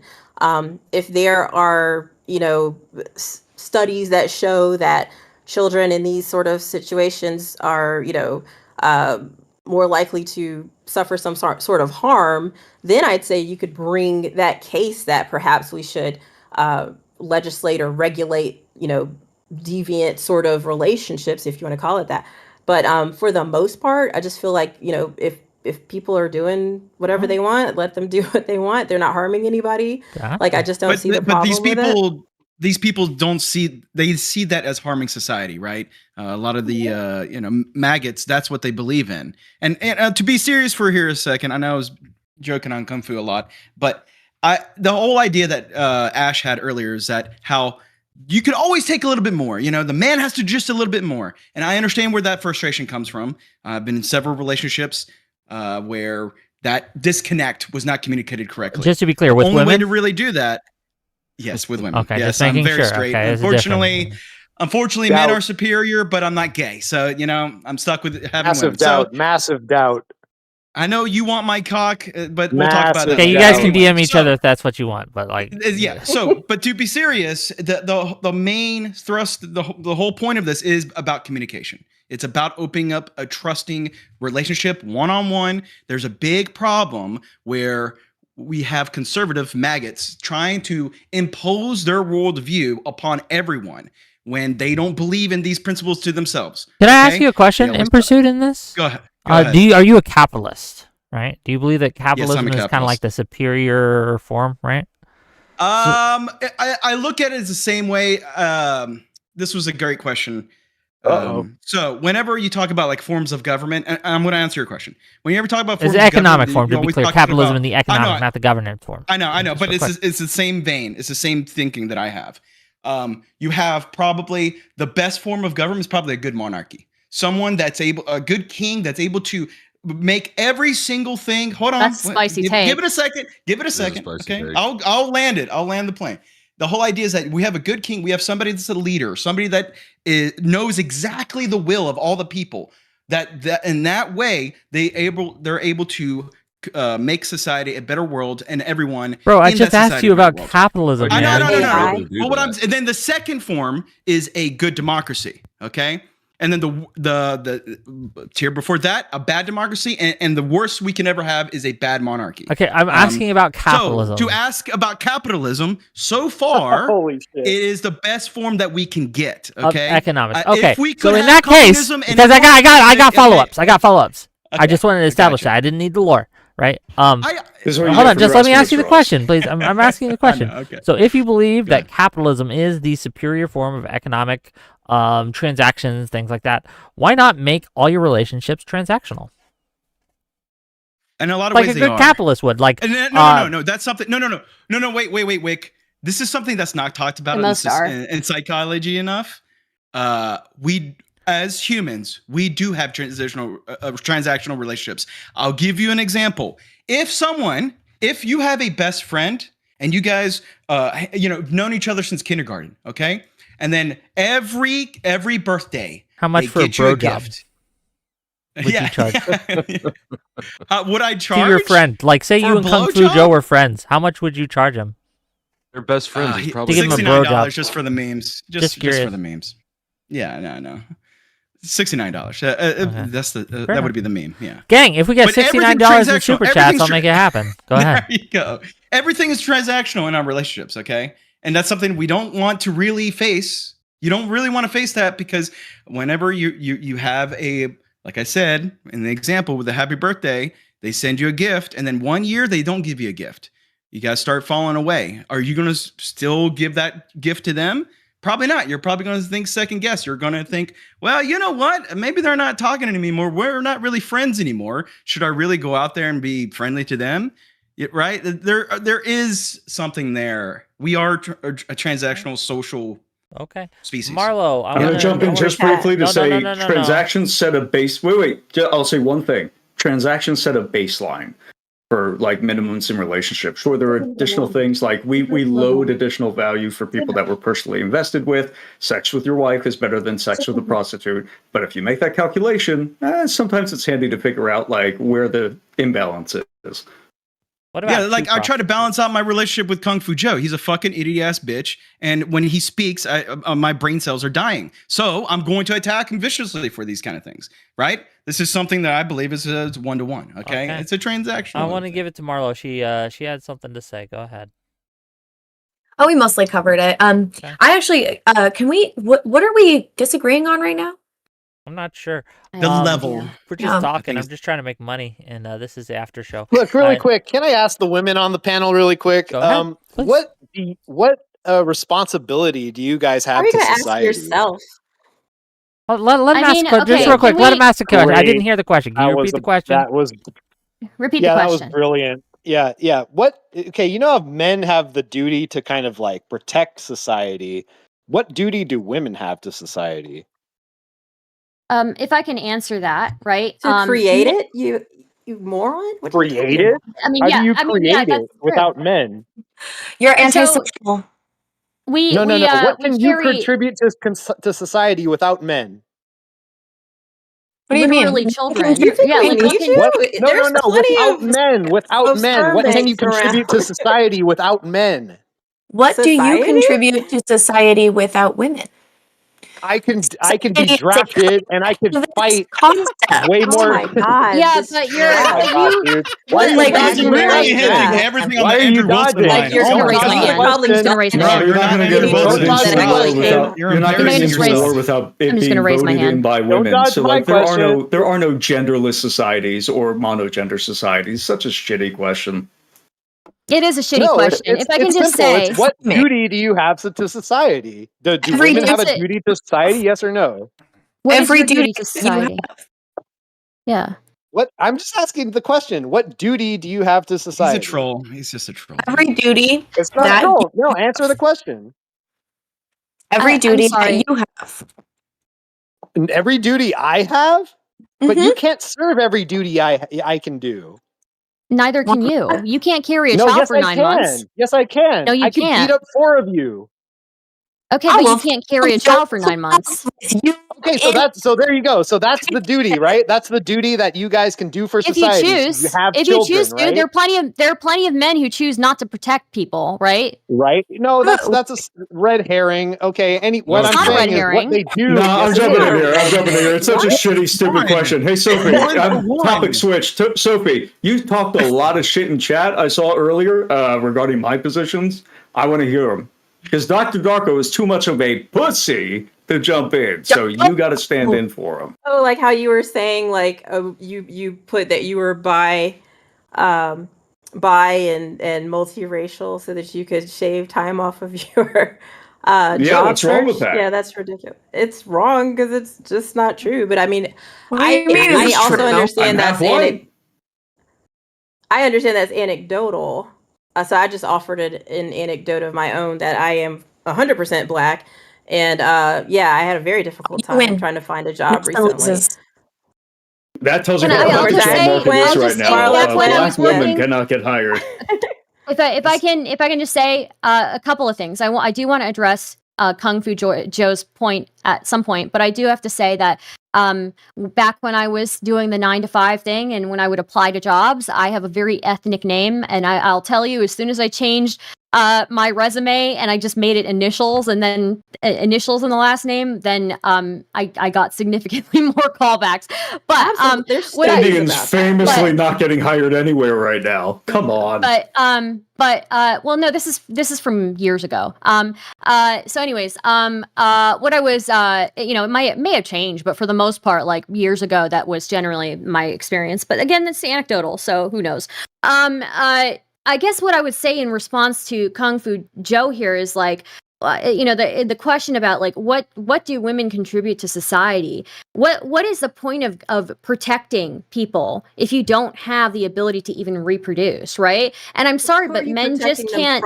No, hold on. So this is a great point. So you're you're making my point for me. But also, wait a minute. Let me finish what I'm saying. Men also, who are they? That is a good question. Like, you're protecting. What is the point of protecting anything if there's like nobody to protect? And also, like, who are the people you're protecting them from, right? And that is true, right? Hold on. This is perfect because it adds to my point, right? So you're admitting. Yeah, but not every man protects women. Let me respond. I just let you talk. Let me respond. So look, no, I'm not finished with my point though, right? I'm not finished with my point. So not every man protects women, right? And in fact, I would say tons of men benefit from the fact that there are bad men out there, right? Because there are bad men out there who will enact violence, who will do bad things, and because good men are the ones who we have to rely on, they actually benefit off of that, right? I do think good men benefit off of the fact that there are bad men because they know that we have to rely on them, at least in the physical strength category. Just real quick, Stardust, hold on, stop, please. Stardust, no, Stardust, I have to ask a question on this. Doesn't that work for women too? Women benefit, good women, benefit from the fact that there are evil, manipulative bitches out there, right? Like, we don't want those. But it's not even we want the good same, women. It's not even the so same the good extent, women though, get right? more status, get more ability wait a to. minute. Even evil, manipulative women do not lead to the same amount of death as physically abusive men do. They just don't. I'm sorry. Physically abusive men are, pregnant women. This is something. No, stop. Shut up. Okay, Marlo. Hold on. Shut up. Marlo, do you agree with Stardust in this? Yeah, I just said skill issue. Okay. But no, I mean. Quick. Well, no. It's because how men and women are okay. If you look at the studies going on with how do women or how do little girls bully each other at school? They go around saying, "Oh, we're the best friends ever," and then they will go behind a tree and say, "I fucking hate you, little bitch. You're so ugly."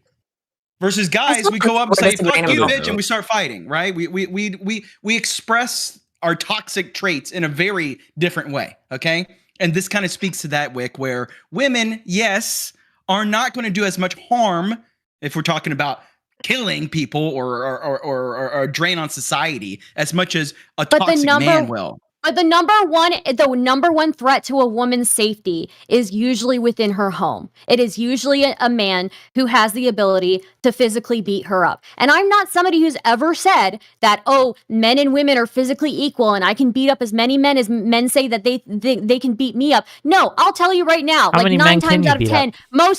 none, literally Can none. you beat Okay, up most Ash? men could probably I would fucking Not die. even fucking close. I would I could fucking pick die. like 3 of you I on this literally, panel. I Any 3 of know. you. All right, guys. Well, I I got to know bounce. I I would think fucking Nelson die. got He it is from not a here. man, Nelson, so good we luck, know buddy. you could definitely get him. Most women Go fuck could yourself. probably wait a minute. Most women could probably kill me. Okay, like I'm not gonna deny that. Are you Could fucking kidding Marlo me? kill you? Like what? Stardust Marlo is could like kill 4 me. foot Yes, 11. This is not a fair absolutely. question to her. Absolutely, Marlo could kill me. 25%. Gang, hold on, have Sue. Hey, no hey, survival instincts. chat, real quick. How much would you donate if I made Marlo and Stardust fight? Like we had a You're wrestling interrupting match. my point here. Okay, you're interrupting my point. She The wouldn't. number one, I literally would die. Okay, most people could beat me up and kill me. Okay, I have no illusions about that. Okay, but the number one risk to a woman is usually within her home. The number one killer of women is usually an intimate partner or somebody in her family, right? Like yes, men they are our protectors, but they are also our number one threat. Okay, Bryce, no, we're not talking to the death here, pick gang. better We're talking 3 rounds. Okay, 3 rounds. Boxing. How much would you guys pay to see that? I'm just really curious. New person, go ahead. I'm curious what you have to say. You know my name. I'm Carl. Carl. Stardust, wouldn't it then be the responsibility of every man and woman to then pick better men and pick better women?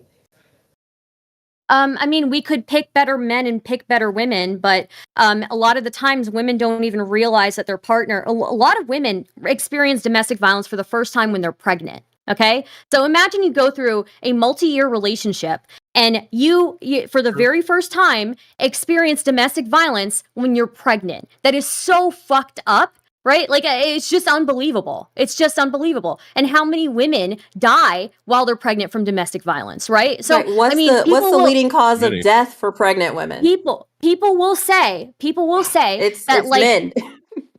People will say that, like, oh, women, women benefit off of terrible women too. You know, it's not nearly in the same extent. Not at all. I'm sorry. Like, men are not dying to the same extent that women are dying at the hands of men. Make that argument. What's the point of dating then? Well, we hope that we should just give up. Titties. No, we shouldn't give up. The point of dating is titties. Okay, we shouldn't give up. No, I highly recommend. Rich, it's titties. True. No, Here's a question of accountability for you. If you've been called on the statistic that you got wrong previously on a panel and you still refuse to just stop repeating it, hey, 2/3 of the women who have experienced domestic violence while pregnant did experience it prior to their pregnancy. No, I said 1/3. I think I didn't even say 1/3. I said there's a huge percentage. No, I didn't say. Did I say most? I didn't. She said most. Maybe. I think that you said most. Yeah, I heard most. It could just be habit from the Are last you time that you acting said like most. a third of women experiencing this is a little No, bit? if I said most, I did not mean most. When did I say if I that? said Why most, are we going to fucking argue the ridiculous. semantics on this? That's a Wait a minute. statistic. Wait a minute. I'm so sorry. I'm so sorry. You know why Wait it's a not minute. semantics? Because the leading cause of death when pregnant used to be the actual pregnancy. Men moved in and said, we're going to set up a system, the most advanced hospitals, the most advanced medical staff, the most attention given, family leave, maternity leave. We give them special privileges, as they should have within society. So now it's a tiny subset of men who are criminalized, by the way, and are punished extremely harshly within the system. Even in states where abortion is legal, if you kill a pregnant woman, there are quite a few where you can be jailed for double homicide in that instance. This is not permissible behavior.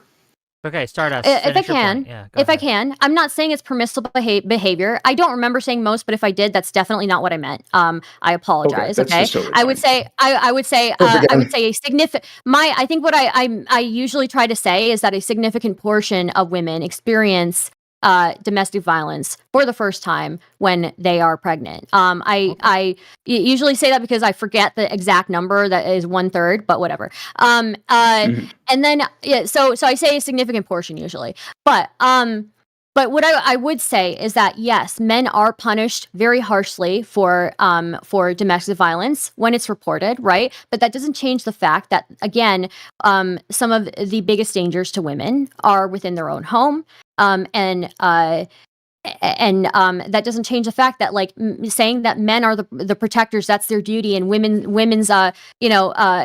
duty is to have children. Like I don't think that really runs. There are plenty of men out there who don't do any protecting. Just a housekeeping thing, real quick, before I want to hear from Dusty here. He hasn't been saying much, and I want to give him a chance to jump in if he needs. And again, if I don't do this for free, I'm an expensive date, gang. If we don't get about $50 in the next 10 minutes, I'm gonna shut it down. So send in your super chat, send in your bits, send in your subs. I know Dusty. We're gonna pass the mic to him, and we're gonna see what we got. But remember, give me your money, gangs. This is a hold up, and you will give me your money. I'm holding this panel hostage. Okay. It's a dangerous man. Dusty. I guess I don't have a lot of these things seem like they're not societal issues at all, like they're individual couple issues, and that it should be left up to the individual couples, that we as outsiders shouldn't really be meddling in people's business, to me. Also about feminism that was mentioned earlier is creating equality for men and women. I think that it achieved that end. Then what do you do once a movement has been successful and achieved what it set out to do? I think that after that it becomes destructive. I don't think it's achieved its end personally. So, What that you think it hasn't achieved? I think legally, we're equal, right? But then we've still got like cultural inequalities on both ends, right, for men and for women. But if we're just real quick, Stardust, if we're legally equal, then shouldn't legal protections be done away with? What do you mean? Well, if it's already achieved the end of legal equality, which you said it did, then shouldn't we? Okay, we don't need these. We don't need these. No, we would need to maintain laws them. or these things. We would need to maintain them, right? The whole point of it is maintaining it, right? Feminism, unfortunately, women's equality is not the default state of the vast majority of human societies, right? And that's why we legislate these things. That's why we, the only way to protect women from a governmental stance is to legislate equality in the laws, right? Then we can everybody. How far should it go? I'm sorry? That's how governments protect everybody. That's not unique to women. Well, I mean, but that's not it's not the unique, it's not the default state of societies, right? Like the vast majority of societies did not do these things. So. I want to give it to Marlo because Marlo. We're living today here in America, right? Sure. So, but I would say what specifically is unequal about for women that needs to be addressed still by feminism. I think that there are like examples would be research funding, right? Research funding is something that you see way more money funneled into research into men's health problems than into women's health problems. There's also like obviously just different cultural standards that we have for men versus women. We still have like obviously the gap in like violence and things like that. So I mean, there are a variety of things, and there are things also for men that men are disadvantaged. So I would like to increase women's violence. Speaking of increasing women's violence, Marlo's got her hand up. She's being very obedient. So go ahead. I'm just gonna jump in and say that I think that we've kind of beaten this horse past its death, and it's been a pleasure, and you're all super great, and I love you, and I gotta go. Bye. Bye-bye. It's nice to meet you. Okay. We probably have beaten it to death, but I'm ready to beat some more, so yeah. I mean, you start by beating that question I asked you. What is the point of dating? Oh, no, I didn't get the chance to answer that. I'm sorry. I think people still want to find their partners, right? And even if there's like risk out there, if there's risk to going out there and meeting people and dating people, like you still do it because the end result like is still worth it, right? So you agree that's a screening process, right? Yeah, of course, it's a screening process. So wouldn't it be the case that most of those women that you cited would not see violence in a relationship if they then use the proper screening process to get to know the men that would then potentially impregnate them and become sires to their children? I think it's a little bit more complicated than that, right? Because when men and women are taken advantage of by their partners every day, and they see things through, rose-tinted glasses. I always advocate for women to like read "Why Does He Do That?" the book "Why Does He Do That?" Because I think that's a great, starting point to look for red flags, right? But screening. Sure, but again, there are always going to be people who fall through the cracks, right? And yeah, I don't know what to say. So, yeah. So if dating is a screening process, then you can agree that it is in fact the responsibility of the people in the relationship to come forward to the person they're talking to, get to know them, tell them up front, this is what I want out of a relationship. Do you want this? And if they don't, sorry, can't do it. Nice sex. We're moving on. Of course. But like also at the same time, I of course 100% agree with that. But also it's also on the responsibility of people themselves to not be shitty, right? So, yeah. To not lie. Okay. Yes, that'd be the point. So you can't really just wave a statistic around and say women get beat in relationships, therefore. Because then my question is, feminism wants to do the legal job to maintain their rights, to make sure they don't get abused in the court system. Right? Well, sometimes the beating is attractive. Let's be honest here. One of those things that's already for in the law. You just want to drop a grenade and just walk away. You fucking piece of shit. So how far should the law go, Stardust? How far should the law go in behalf of women? On behalf of women, I think in general that we should just strive to be equal before the law. We shouldn't have laws that make one maybe more, above the other, right? But we should like try to, through policies, maybe, fill in the gaps where there are gaps, right? But I'm not saying, I've never said that like that women can't do better processes of screening. I just don't think that we have women who women don't typically read that literature. Women aren't necessarily always educated about these things, and neither are men, right? Men aren't necessarily educated about like what's acceptable behavior in a relationship, right? So, or women, right? It comes down to people like picking up more slack, right? But I highly recommend Why Does He Do That? The book Why Does He Do That for women to read. Carl, can I ask you a question? In a moment. Oh, sorry. $2 from my listening library to see people can lie to get through screening. Thank you for the $2. Now you can ask Sophia. Go. Well, I was just wondering, there's this trend now with women basically just opting out and saying, fuck it, I'm not going to date. And I'm not going to have kids. I'm not going to get married. And men seem to hate that too. Where do you fall on women not dating? They don't care because those women made a choice, just like those men made a choice. I do care. I think it sucks. I think that like people were asking earlier, a little depressing. Yeah. What duty do women have to society? I think that women have, men do have like a protection duty. Men have like a competence duty. I like having that kind of responsibility placed do women on me, have frankly. a duty to slut it up then? Stuff. When it comes to women, I think that hold on, I'm going to continue. Yeah. When women go in here, I think that I think that you have a general duty to be pleasant because it's nice to receive compliments from women. Frankly. Should women I smile trust their more? Standards for attractiveness much more than men smiling more. Such a troll, Nelson. That's no. I'm being completely serious. Look, let's explore this a little bit because I'm curious, right? In the 5 minutes we have before I shut this down, if that might be, I'm going to steel man this take. I don't know if I believe it, but I'm going to steel man this take that women have, just like men have a duty to be protectors, to be honest, to be providers, etc. Women have a duty to be little sluts for us, okay? They are already. They like being it. What do you mean? If you look at Instagram, that's fucking they're fulfilling their duty. They're doing well. Bravo, women. Seriously, well, especially the ones Carl I follow on hate women. But no, bravo, women. You're doing a great job. Okay. You didn't have to say it, sweetheart. You didn't have. Then why did a woman choose me to be the responsible parent to her child? You're making grand assumptions. You're making grand assumptions without me even being on camera. So what I will say is, that's crazy. Should a black woman up just like that? That's crazy. Damn. I have no idea what's going on right now, but what I will say, I have no idea what's going on right now. But what I will say is that I say when a black woman speaks, I personally listen. I do too. I think they actually. listen. It's not been hard. It's never been easier to get a leg up compared to the competition nowadays. I'll say that. I have no idea So I what's going on sympathize. right now.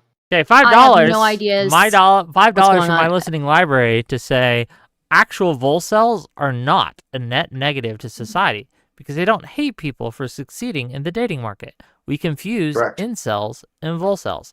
I have an issue with that take. I disagree.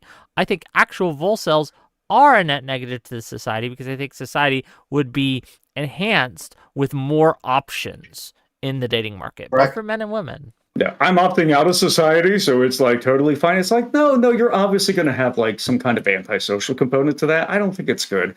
I think people generally should be. Some people are too extroverted. Some people are too friendly with other people and have too much of an unearned familiarity with other people. But I think that introversion on the whole, whatever we can do to scrape away at that just a little bit, I think we've gone too far in the other direction. If I can, I just want to finish up with one thing because I think it's my time to go soon. But I just want to say, again, I want to really reiterate this. Well, first, I want to revise one statement that I made, right? I don't know that necessarily men and women have inherent duties to society, but it's really, really nice if they can do these things, right? And if it's really, really nice if men can be protective, right? Know that they are the ones who have the bronze, right? They're the ones who that is something that I can never do, right? Just like similarly is really, really, really nice if women choose to have kids, right? Because that's something that most men can't do, right? But I would say, if I can reiterate one point that I really just want to drive home, is that I'm never going to say that men and women are exactly the same, right? I'm never going to say that. I don't even know if it's true that they're